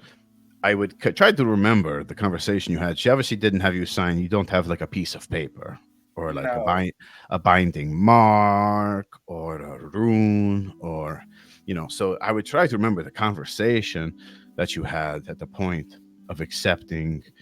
Did you promise her like eternal devotion? Did you promise her respect or admiration, or that you would let her smother you in the big titties that you say about? I did say that I would serve her as long as I got my end of the bargain. So I did say that. And what was your end of the bargain? That I would get revenge for the person that killed my family. But if she's the one who ordered it, then to really get revenge, wouldn't you have to kill her? Isn't it like kind of a paradox? I do feel like there's some like roundabout, like maybe we need Kiwi here to discuss the letter of the law.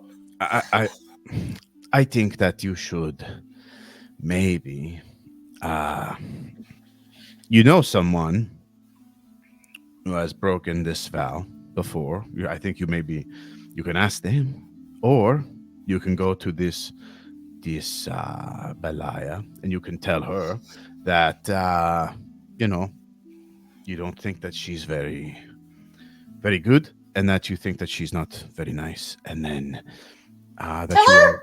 gonna kill her one day, and see what happens.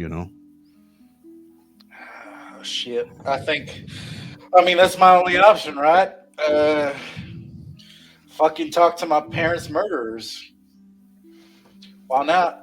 I feel like that's the only course of action I Yeah, have. no, and yeah, in hindsight, I realized that I just gave you two options that were both talk to the people that killed your parents. Uh, I do think that either way, you have to talk to somebody who killed your parents. So, I'm sorry about that. No, I appreciate the time. I thank you for your hospitality, the biscuits, the tea with milk, which I think is amazingly disgusting. Can I But tell you something, Mr. Mustachio? yes, yes, sir. This Tuskir, he broke a vow with Belaya. Uh, she had him kill your parents. I wonder if there's, you know, I don't pretend to know, and I'm not making any accusations, but I wonder if maybe they had some type of pact with her or someone else, maybe. And Tuskir, he abandoned her. She get you to say, hey, uh, you want to kill Tuskir? Great, I have a feeling that she wanted to kill Tuskir. And that you were just, this is fun. This is the most drama that she can pick, right? Who do I get to kill Tuskir? I get Tuskir killed by the person that I killed the parents of. That's fun. And I suspect you break contract with her. She going to get someone to try to kill you too. Mm. I I have thought about that. My parents were like the most amazing musicians. Like we had people coming from other towns, other places, just to hear them sing. Now that you say it, maybe they made a pact. Maybe I didn't know about it. Maybe something they did. She had you kill Casper. He didn't have a pact with her. I mean, maybe somebody else, the king's son guy. But he was also a Yeah. bard. He was also a bard. He was also a singer. And I feel like what I don't know. I thought about this off myself, but maybe we're not as talented as we think we are, and we needed a little extra help. But I wouldn't. I'll cross that bridge later. Hold on, Mister Valen. Who did you kill? I killed Casper. I put a broom through his chest. Okay, I don't know who that is. Who? But You were going to say Venley. He was the patron to King of Sun and Sword. Oh yeah, I think it was that. Oh my goodness. Oh no, is that bad? I Oh, mean, you he's gonna too. send somebody to kill my dad. It seems like.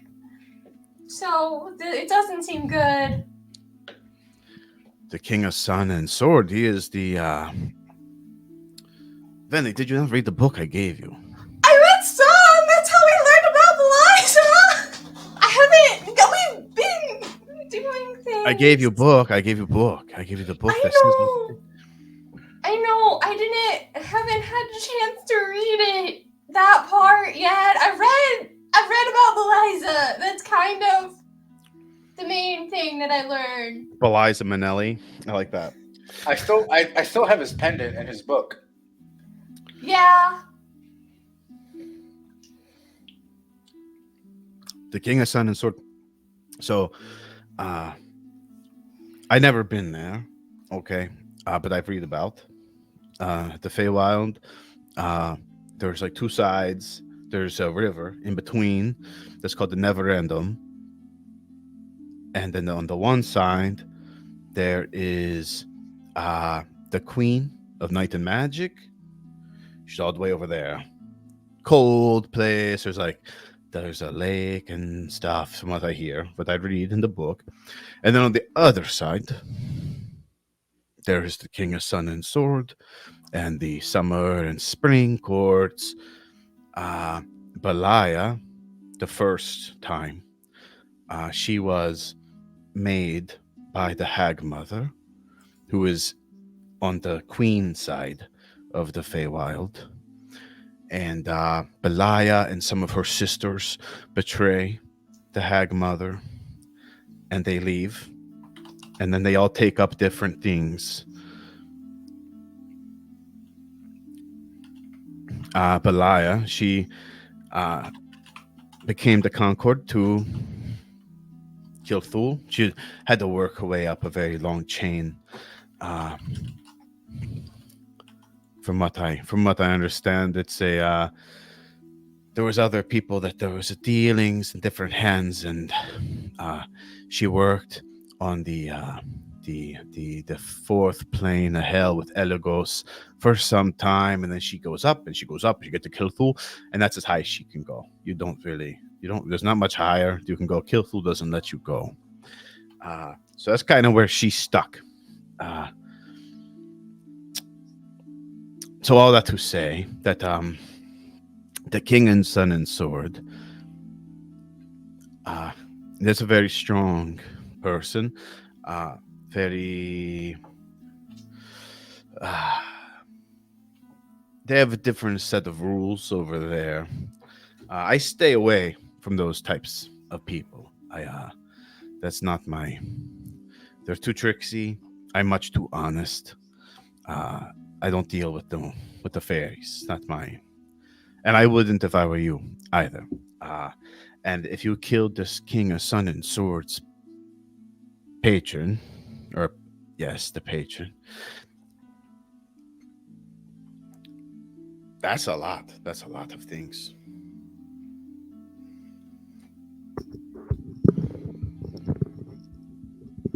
Do any of you guys do you know? Do you know any? This is a weird question. Do you know any fairies? Does Puck count? I know there's a dragon, a fairy dragon. You know a fairy dragon. Yeah. Our friend can summon him. She has a flower. It's really cool. Oh, well, he might be able to. I don't know why you would necessarily do this, but uh, if you wanted to have a court with the king and son and sword, or maybe you want to try to pull some strings with the queen of night and magic to against the king, that's her whole thing, right? That's both of their things. Uh, Maybe this puck could I don't know Puck. I don't know who he knows, but if he's a fairy dragon, he probably all of the fairy dragons know their mom. So Sorry, no, I just had a realization about something. Sorry. Wait, is their mom the queen? Or the queen of the moon and the thingies and the night? no, Oh. the Who's the there? they are on the fairy dragons exist. From what I read in the book, yeah, there are there's these crystal islands in the summer fall lands, which is on the King of Sun and Swords side. And they are a place that exists on both sides. So like the Feywild is over. It's on top and it's below, and then we are in the middle. And sometimes the two of them kind of cross each other.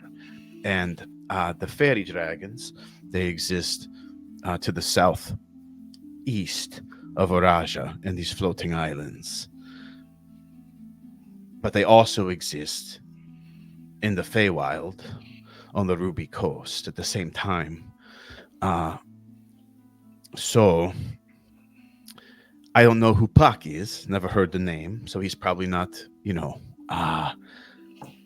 The- been in prison for. He was in prison for like a while, so. It's not like a Right. fairy dragon to get caught. So I wonder. But he if he is on the islands, if you know that if that's where he is now, you should ask him about his mother, Miss Vin. Okay. She might be able to help you with the King of Sun and Sword. Maybe. I don't know. Okay. Also, out of character. Didn't Puck say that his mom made a deal with the Yes. lady who lives here's mom? Yes. That's why I was like, I have never been more excited. Sorry, go ahead.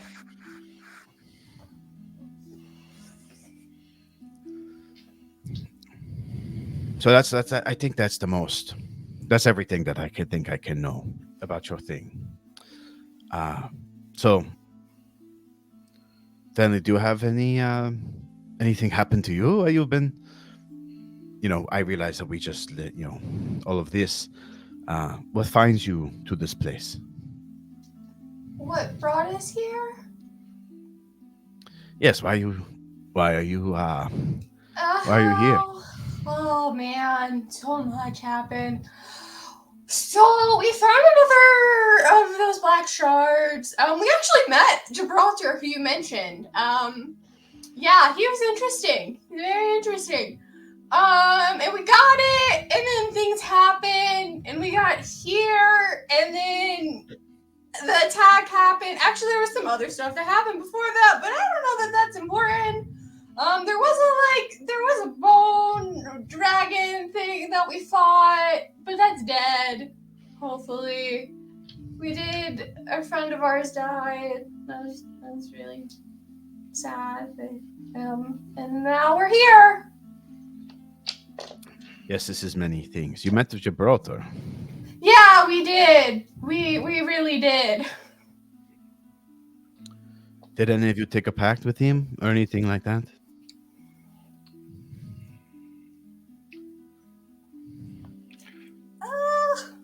Yes. Jax did. Jax took a pact with Gibraltar for knowledge. Is Gibraltar dangerous? Oh yes, Gibraltar are very dangerous. If Gibraltar, he's here. He's not in the hells. He was stuck in a tower. I think the Pirate King put him there to guard the crystal shard. So he showed us a bunch of visions, really awful visions. And then we gotta go get it. Gibraltar, he's like next in line to become like the Lord of the Black Temple. Like should if Kilthul die for some reason, that Gibraltar will be the next to be the Lord of the Black. So if you saw him, right, and he was looking like a man, kind of. He is not. That's just what he wants you to see. He is he is much, much more than that.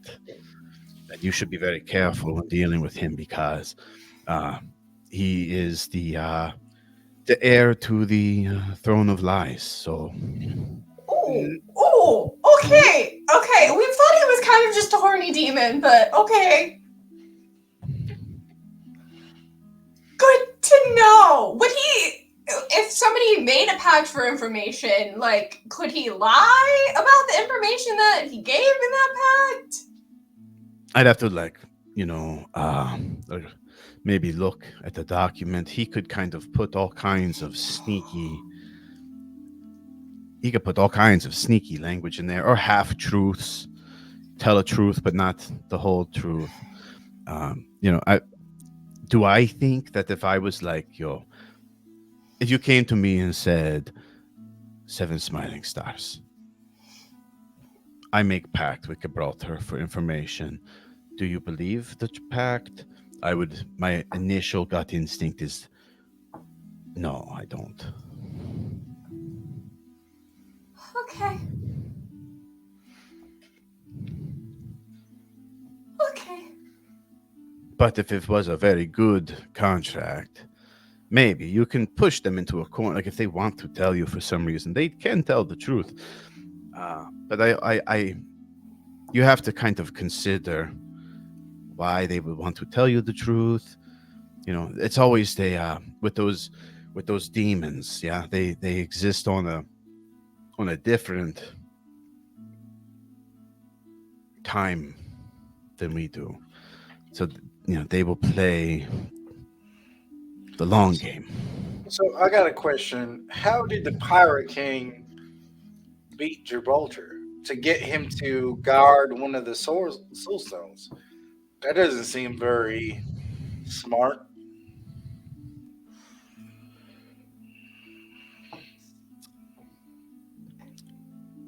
The only thing I can think of is that just before the maybe 15 or so, 15, I think, maybe, was it that there was a portal that opened in Varaja, that demons, tieflings, Oni, Kairan, he came from portal, that opened. Gibraltar could have slipped through the portal. That started the whole. That's kind of what created the power vacuum in Varaja. That sort of started this war that we had. So maybe Gibraltar come through that portal, and then maybe he got a little too big for his. He's a deceiver. He's not a fighter necessarily. I mean, sure, he probably can fight, but you saw the thing. I don't think that you try to fight. I don't think that Kilthul would try to fight the Pirate King. The Kilthul would deceive the Pirate King. He wouldn't fight him.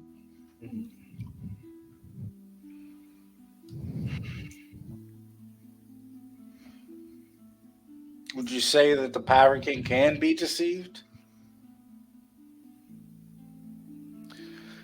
I have only met the Pirate King one time in an audience.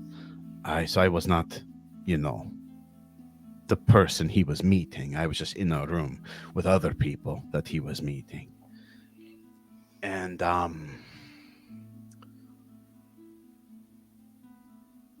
do I think the Pirate King? I don't think the Pirate King. If the Pirate King, if Galleon wants something, he would just take. But why There's, would he? But why would he spread the soul stones across the world so that no one can get them? Why would someone that's powerful and can have a world anchor be so afraid of someone else finding the stones? I don't know. Maybe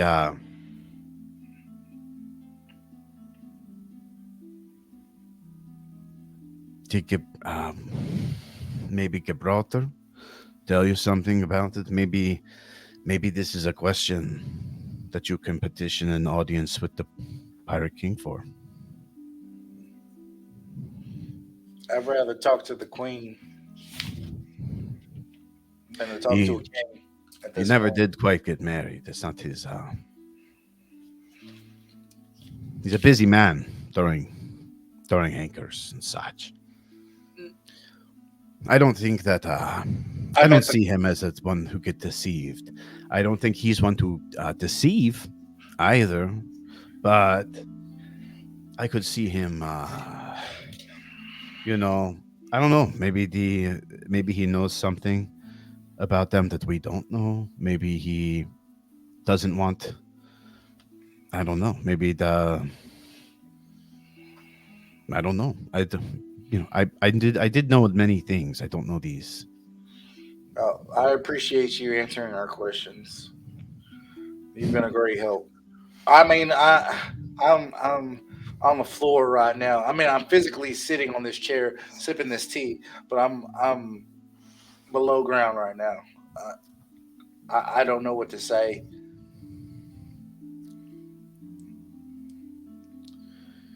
Uh, I am sorry for delivering the bad news. I don't like to be the messenger of the bad news, but you asked the questions, I answered the questions, and usually the questions are bad questions. Mm, that's true. Uh, for your time, is there anything that you want us to do since you've been so gracious?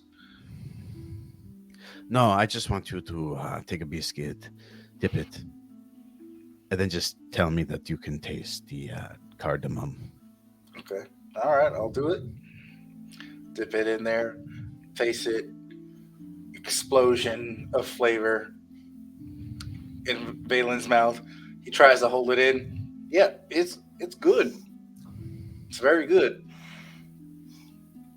Can you taste? So there should be like up front, it's sweet, creamy, and then as it goes back, you can taste a little paprika, a little cardamom, a little Hmm. spice that kind of tingles in the back. But then the cream, the milk, soothes right away.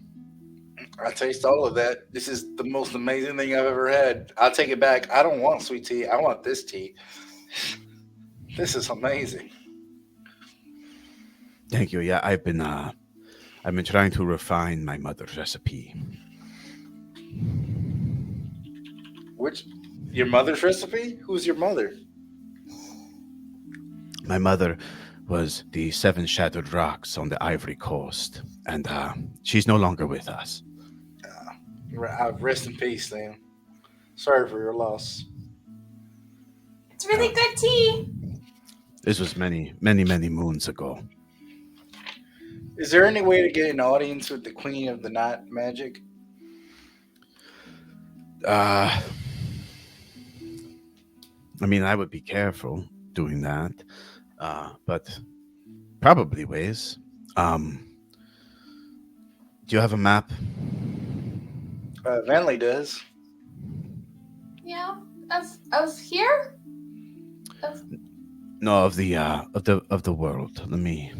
I mean, yeah, I have a map of the world.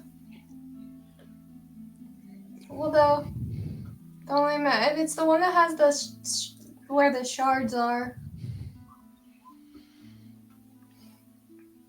pull this suckaroony up. He looks at your map of Costa's Soul. He goes, "Not this world. Oh, Let me get the." He goes to his bookshelf and he pulls out a big thick book and he opens it up and he unfurls a world map and he goes into and takes a claw and he cuts it at the seam. And he says, from what I understand, again, I have not been there, but if you were to put the map of the Feywild and the map of the world over top of each other, this place here in Caspia, far to the north, is where you would be closest to the Queen of Night and Magic. You could either sail north, past Faraja, go along the coast, or you could go south through the Southern Sea, through the Diamond Sea. You'd save some time, but you're going to need a good ice cutter. And, well, I wouldn't recommend going through the Diamond Sea, but you would save yourself some time.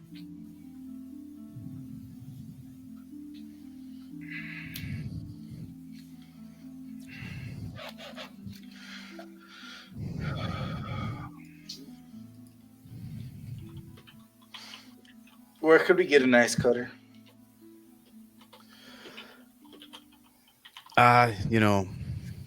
If you go to, I don't know what your next steps are, but if you're gonna go south to Minstrel, there is Forgeport. Forgeport could probably equip you with an icebreaker, and then Fortitude's Embrace would be able to equip you with an icebreaker. We heard about Forgeport. Javier, have you heard of him? He makes really nice slippers. Oh, I do know Javier. Javier, that is just the name that he goes by for the people, you know. His proper name is Nine Silent Waves, and no, he actually made many of my cloaks. I regularly visit Javier. Oh, is he like you? Yes. Oh, okay. So 7 smiling stars and then 9 silent ways. That's kind of beautiful. I like it. I don't follow. It's a beautiful name. That's all I'm saying. Oh, thank you. All right. Well, I think unless Vanley has any more questions, I think I'm gonna head topside and see what happened with Jax. all right. I'll finish my tea and then I'll head up after you. Okay, in a little bit. Okay. Yep. All right. I'll see you up there, Vanley. Okay. Do you have any other things you want to talk to Seven Smiling Stars about, or are you just hanging? Yeah. I think Lily's gonna. You said to get power from your patrons, you have to do what they ask. I mean, it depends. It's not always that way, but usually, I mean, that's sort of the status quo. My patron hasn't really asked me for anything other than, like, I guess, to bleed. Yeah, that's a thing. How do you feel about your patron? I mean, I know they probably should have some concerns just based off the context and how everybody else's is gone, but she saved my life. That's why I made the deal, and all she's done is help me so far. Do you feel like you have like you trust her, you bond, you have like a you trust her? Yeah. Well, then she's asking you for something. You trust her. What do you? She's asking. She wants you to trust her. Oh. Can it be that simple? I mean, I don't want to ruin your situation. I would just consider that maybe she's playing the long game too. Okay. How do I play the long game then too? And still, how do I make this work? How do I get the power from her and not lose myself?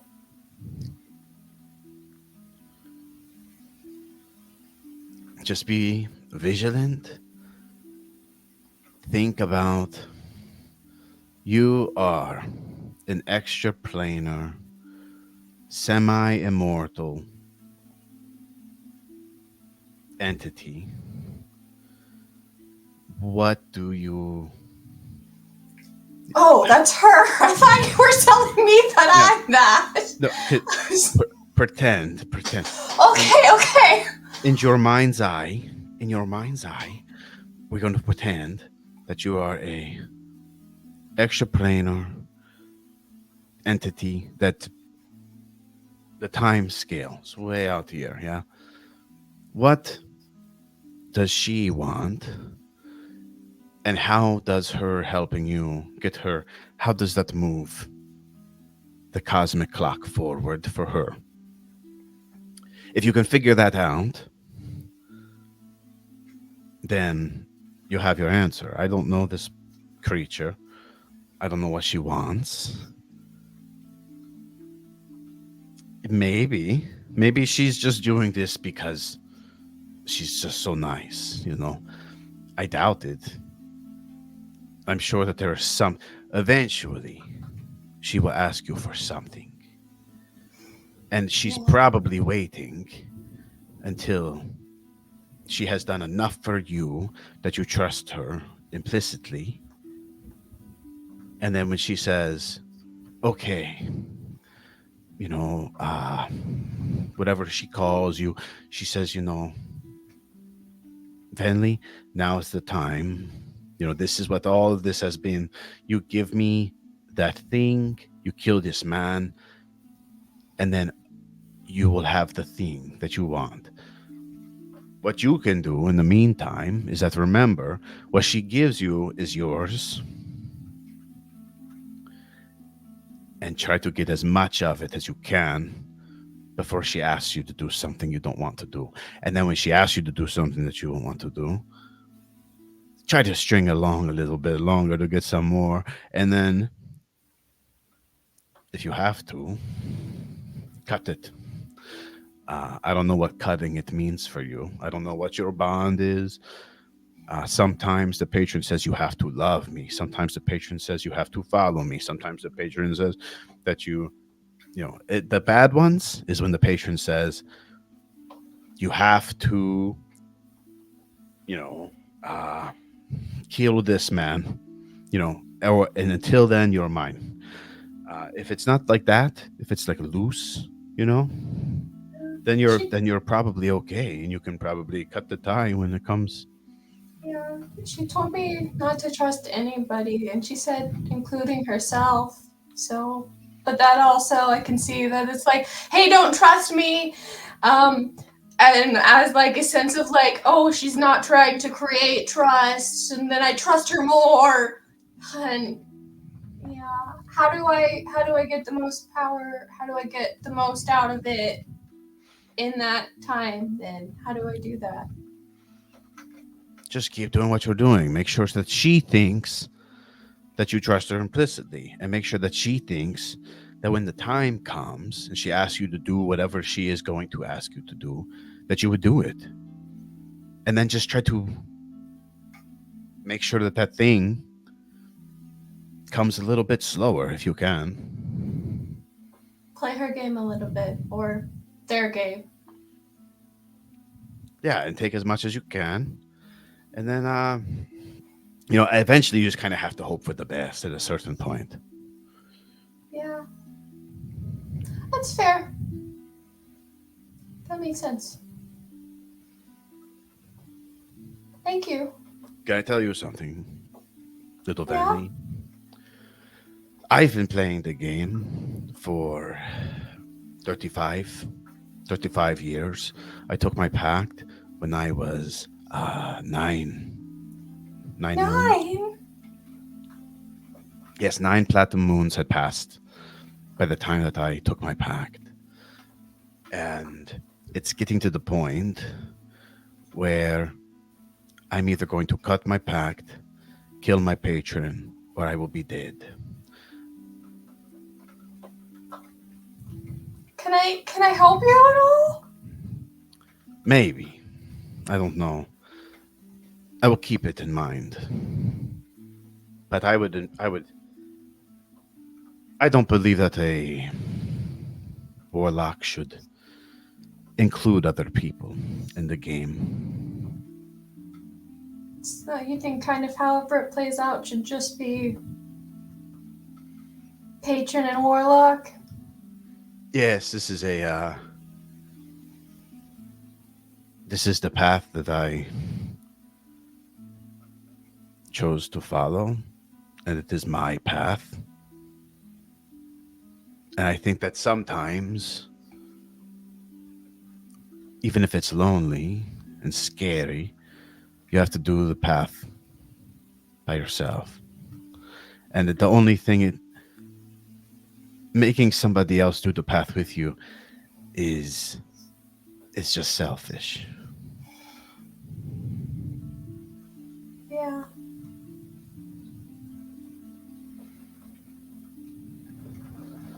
Yeah. Because they didn't choose it, right? No. Not like we did. Yes. And it's not fair to bring somebody else someplace they can't come back from.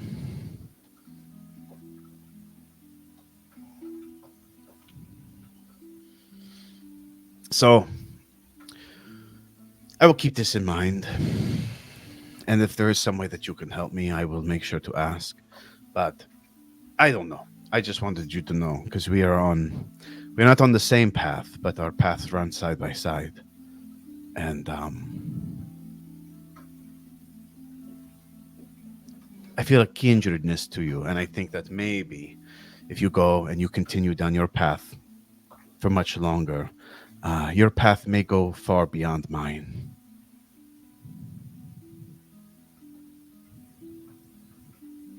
I don't know. I don't know what to do with that.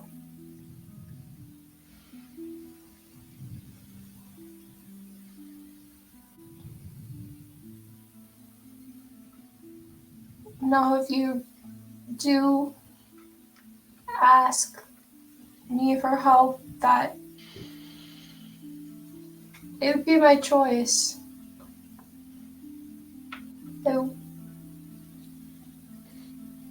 Maybe if you were the one that entered the pact, but that doesn't mean that I wouldn't beat you. I would choose to help. I don't know that that changes anything, but No, you're a good person. Asking you, there's only one answer. It's not a choice, not for good people. no.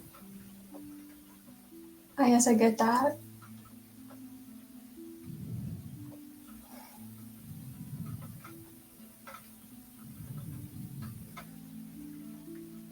Thank you for talking with us today and for guiding me kind of through this in general. He takes the world map and he folds it up and he slides it across the table. And then he gets up and he walks over to the bookshelf. He kind of sits there for a minute and he looks. And then you see him, he kind of like snaps his fingers and he reaches up onto the top shelf and he pulls something off and he dusts it and he slides across the table a necklace that looks like maybe it was made out of yarn or hair or something kind of braided together. And then on it, there are 7 rocks that are tied along the string. And he says, those are the 7 rocks that my mother saw the day that I was born, and that is my namesake.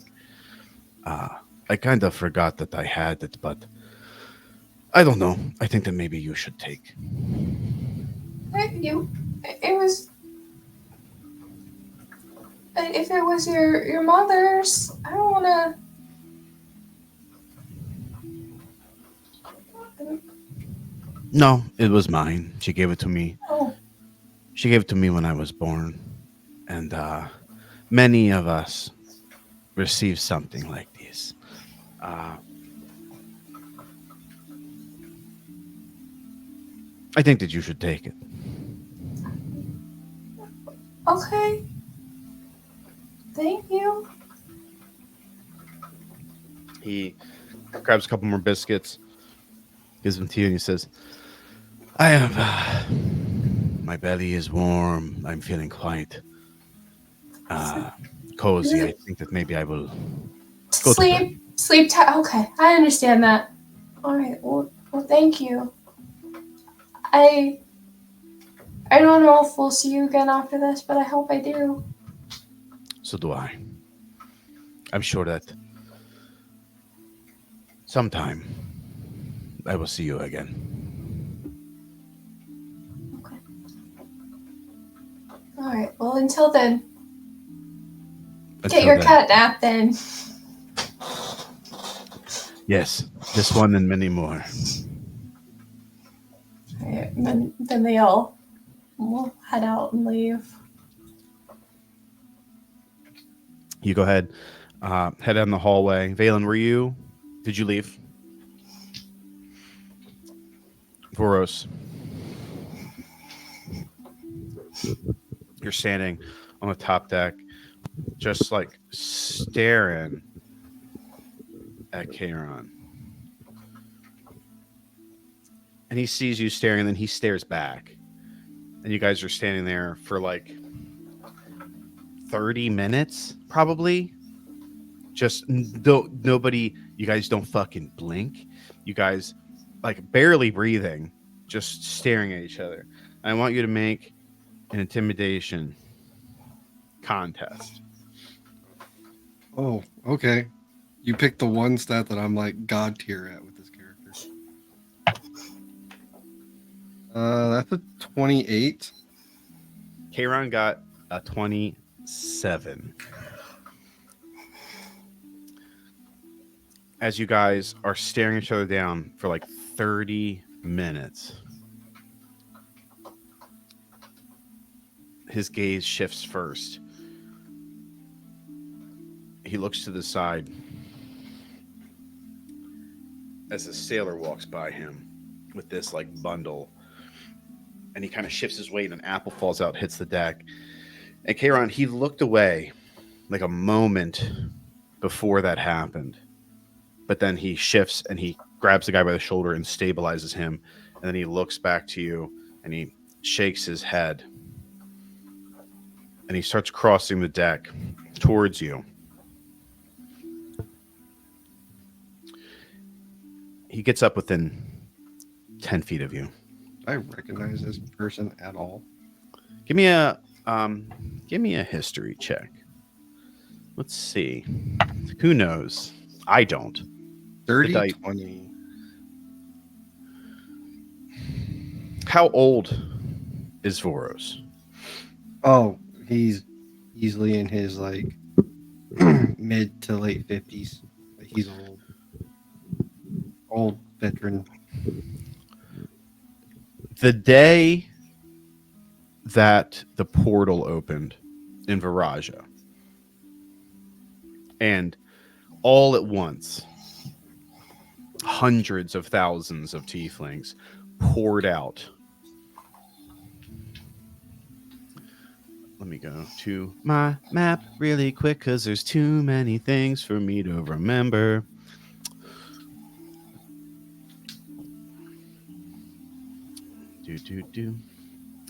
When the portal opened in Viraja, atop Mount Shinjuku, and hundreds of thousands of tieflings and oni poured out across the Shinjuku Valley, and then out into the White Sand Sea, and then out into Zenobia. You remember the day when the first wave of like hellish fury smashed into Zenobia. You probably fought that day. And you remember this motherfucker.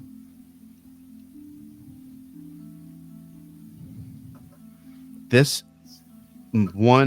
Oni.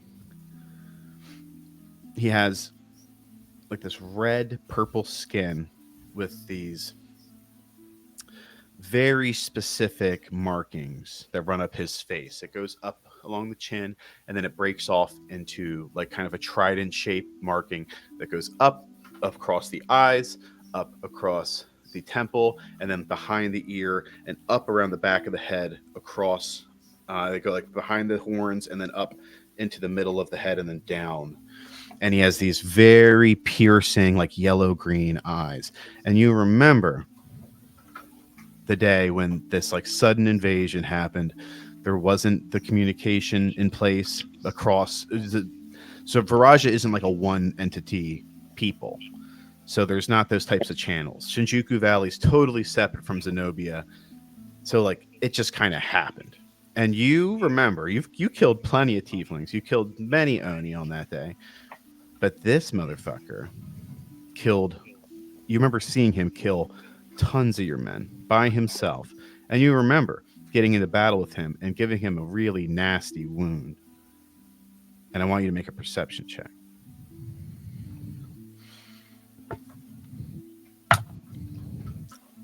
Natural 24, 25. He isn't wearing a shirt.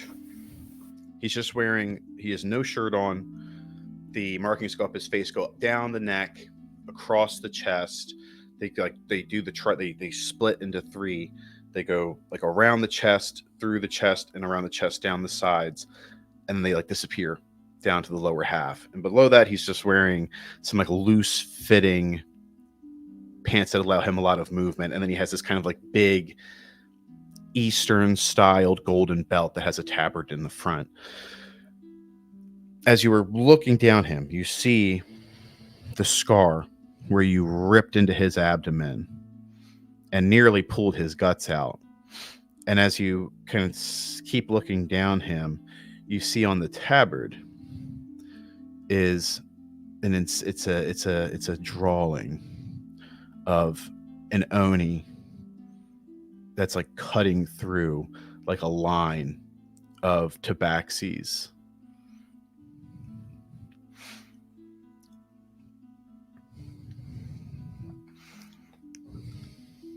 Okay. He said he gets within 10 feet of me. Mm-hmm. Does he say anything? He gets up to you and he says, "You're not one of this crew." I But punch you him. look, he's going to say, but you look and you punch him. And that's where we're going to end the session, I think. Like the moment he opened his mouth and said one syllable, it was just like on site. I think that has to be the end of the session. I think it has to be. I think that's got to be it. That has to be where it is. That's got to be the best part. Oh, I didn't even realize like what time it was. There was so much that happened. I'm emotionally drained. I want to go home and kill myself. Jack, Don't say that. dude, the whole Jack's arc, I was like, hug your brother. Yeah, just screaming in the chat.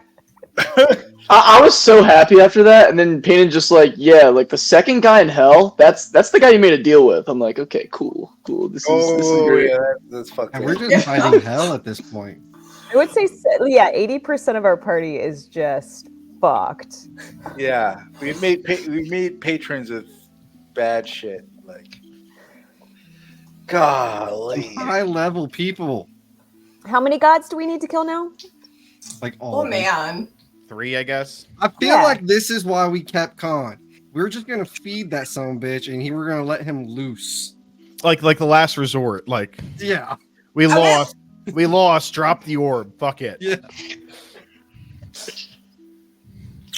Crazy. Wouldn't that be an love it. interesting end of the campaign? Have We him lose fight fucking Gibraltar and all these motherfuckers. the end of the campaign. We lose, so we just let Khan. We're just like fuck it. We've been feeding Khan Yeah, all just- campaign. Fuck it. Let's let him Just eat let the him shit. take it. Yeah, let's let him eat it. I hope that's not what we do. Me neither. But that would be He's like, interesting. Have you ran Shattering before? Because like, what level are we like projected to get to? I ran Shattering once, and it ended at level 19. Okay. So we're like halfway through then. Yeah. You were taking. No. You Because don't think so? the farther it goes, the more. It's a globe-trotting campaign, and you guys haven't left Costa of Soul yet. So That's true. Yeah. I thought initially when we first started playing the campaign that we were just going to be in Costa del Sol. That's it. We weren't going to go up to Caspian or the other like Midgar or anything like that. So when you were like mentioning like going up north, I was like, oh, we got to get the icebreaker. Like, there's no way, you know. So yeah, no, it's a globe-trotting campaign. Now, I mean, obviously, it's open. It's your. I went into this session without any. I didn't. I'm going with the flow for now because I don't really know what's going to happen next. But I mean, you guys can make any decision you want to. I mean, the whole campaign could theoretically be in Costa del Sol, I suppose. It would add. There'd be some complications, but I mean, it could be. Are the soul stones? Aren't all the soul stones in Costa del Sol? I'm not going to answer that question. They're The more. map that we have is only of Costa del Sol, but that doesn't mean that's the only ones. yeah. I swear, God. if we get like all 7 or however many it is, and then he's like, "There's 49," I'm gonna be like, "Oh my god." There's There's 6 like of them in dragon- Costa del Sol. That's what we know. Ugh. You have 3 of them, and there's What? 6. There's only 6 on your map. Didn't Jax just give one to his brother though? Yep. No, I didn't give it to him. I just showed him Well, I had it. I'm sorry. I mean, we didn't really get to You talk. don't have 3. You fucking- know of 3. No, Yeah. of 3. Has 3. Laughing Jack has 2. Sorry, I didn't word that correctly. Laughing Jack has 2. You have 1. So you are like aware of 3, and there are 3 more on your map, and then there is a 7th one that was mentioned that is not on your map. How close are we to a Gale sword piece? Like, because I know you got like part of You're on a really nice, like if the Gale Sword's still a thing that's on the radar, you're on a really nice trajectory to kind of like bip bop boop and grab those. Yeah, we're grabbing just the second piece, not the third piece, right? Yeah, There's only 3 pieces. it's only 3 pieces. Yeah. So yeah, I definitely want to get to getting all the pieces if we can, but it's not a priority. I mean, you want to fight a god. This is a sword that's scattered. Has Yeah, to be pretty damn good. and it's scattered for a reason. So yeah, I think we should. Well, I have notes on it. you probably don't remember. Well, maybe Venley wrote the notes on the. I remember I know what the sword is. I don't know that I wrote what it does, but I wrote about the casket. Chartreuse. Chartreuse. Charge of the Gale Blade. Maybe I did. Item can be attuned to create a sword of wind or spell. Once pressed, 1d8 thunder damage. Lasts per hour. And I wrote very bad notes. I was trying to type fast. Something dex saving throw, or take 3d8 of thunder damage. Summon is a bonus action. That's what I have. Yeah. You would probably remember, maybe your characters would remember, or loosely remember, the engraving on the burial chamber that Chartreuse had said that she was the last bulwark against the dark. Last of the Void Sentries. I do have that written down. Yeah, last of the Void Sentries. and I, yeah, no, it's a lot, and I don't know that you, Gibraltar told you that if you leave the stones, that the void will encroach on the plane, and she's the last of the void sentries. Oh. I did not put that together. Yeah, I just didn't want to like railroad the campaign to like get the pieces if Valen wasn't quite understanding how much power it was. So that's why I was kind of like, as we go along, guys, like if we can pick it up, we'll grab it. The last, okay, this is all I'm gonna say. The last soul stone isn't on the planet. What? It's on the moon? No, I'm not going to tell you where it is, but it's not on this plane. It's on another plane. Not this plane. John, it's probably in the This plane. This is what I'm saying. We have to go, Puck. We have to go. I'm sorry. It's in the Fae. We're fucked. This is my new #1 goal. I feel like I don't know. I feel like it is. I feel like it's in the Feywild. If it's in the Fae, we're screwed. Like those guys are so tricky and they have so many rules. I feel like with Payton, I feel like with any power with Payton, it has consequences. So I don't think like the fairies will just be super nice and lovable. Oh, no, I feel like some of them will probably. Well, I know they're not. They're always tricksters, but Pain in the ass. They're like the worst. They're like the fucking worst. Yeah, Yeah. Puck 3 is so annoying. Yeah, Puck is not going to be like. I know, but Soleil is like enamored with him. She thinks he's like the best thing that's ever happened because she thinks he's a freaking adorable. So yeah, Billy is totally the same way. Yeah, she's like he's the cutest thing ever. He would never hurt someone, right? Like, yeah. It's going to be interesting. No, but the Shattering took me an in-person campaign. It took me 2 years, and we played every Sunday. We're coming up. We We're played coming for up on a year though, guys. Yeah, but we played for it was when I was a little bit younger.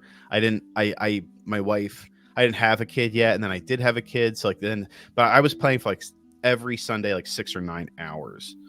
So it could take a while probably, but we're coming up on a year though in like July. August, right? Yeah, we're probably. I would say that we should be about like. I would probably take it best that we're like a third of the way at that point. So it's going to be a 3-year campaign, guys. I think. I mean, like, you guys, again, there's a lot of like, I've only ran it once, so I don't know. There's a lot of variables. There's so many side quests that we can go on. Yeah. There's parts of the heart tree that are messed up that I want to go fix. Like there's so many ways we can go. I'm so attached to Valen, like it's crazy. Don't say that. That's a death flag. That's where he's gonna be like. All right, now bye-bye. Now I have to kill Valen. Oh man, why did you do this? I hope not. Suffocation by demonic force. Titties. I honestly like my goal is just to play Valen this whole campaign. I do not want to play another character this campaign because I feel like he's good. Like I love Soleil, I love Venli. Like I would feel bad if Jax had to play another character. Jax is making some choices though. I don't know. Yeah, he's getting real close. Like, I know, but Jax is like he's fucked. He's 100% fucked. Yeah. Like as the campaign goes, it gets like it's man, I don't know. I should just shut. Probably. It gets like you get into the higher level stuff, and it gets there's a lot of stuff you guys have to do to like reach the. I mean, there are just. I'm sure there's probably so many ways that this campaign could end, and there are like so many side quests that you have to partake in. There is, I would argue that there is no such thing as a side quest. That every single one of these quests are main quests. Yeah, everything's Mary Pirate King. That's gonna be real awkward. Killed him. I gotta kill him. I said kill him in his sleep. Yeah, this is what I said. People die in their sleep all the time. Yeah.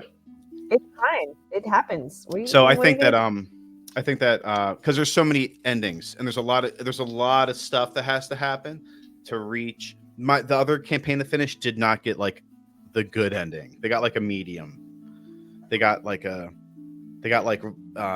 did you ever Tom or I don't know. Did any of you guys ever play like Dark Souls or anything? Yeah, we played Dark Souls. They got like the Kindle the Flame ending.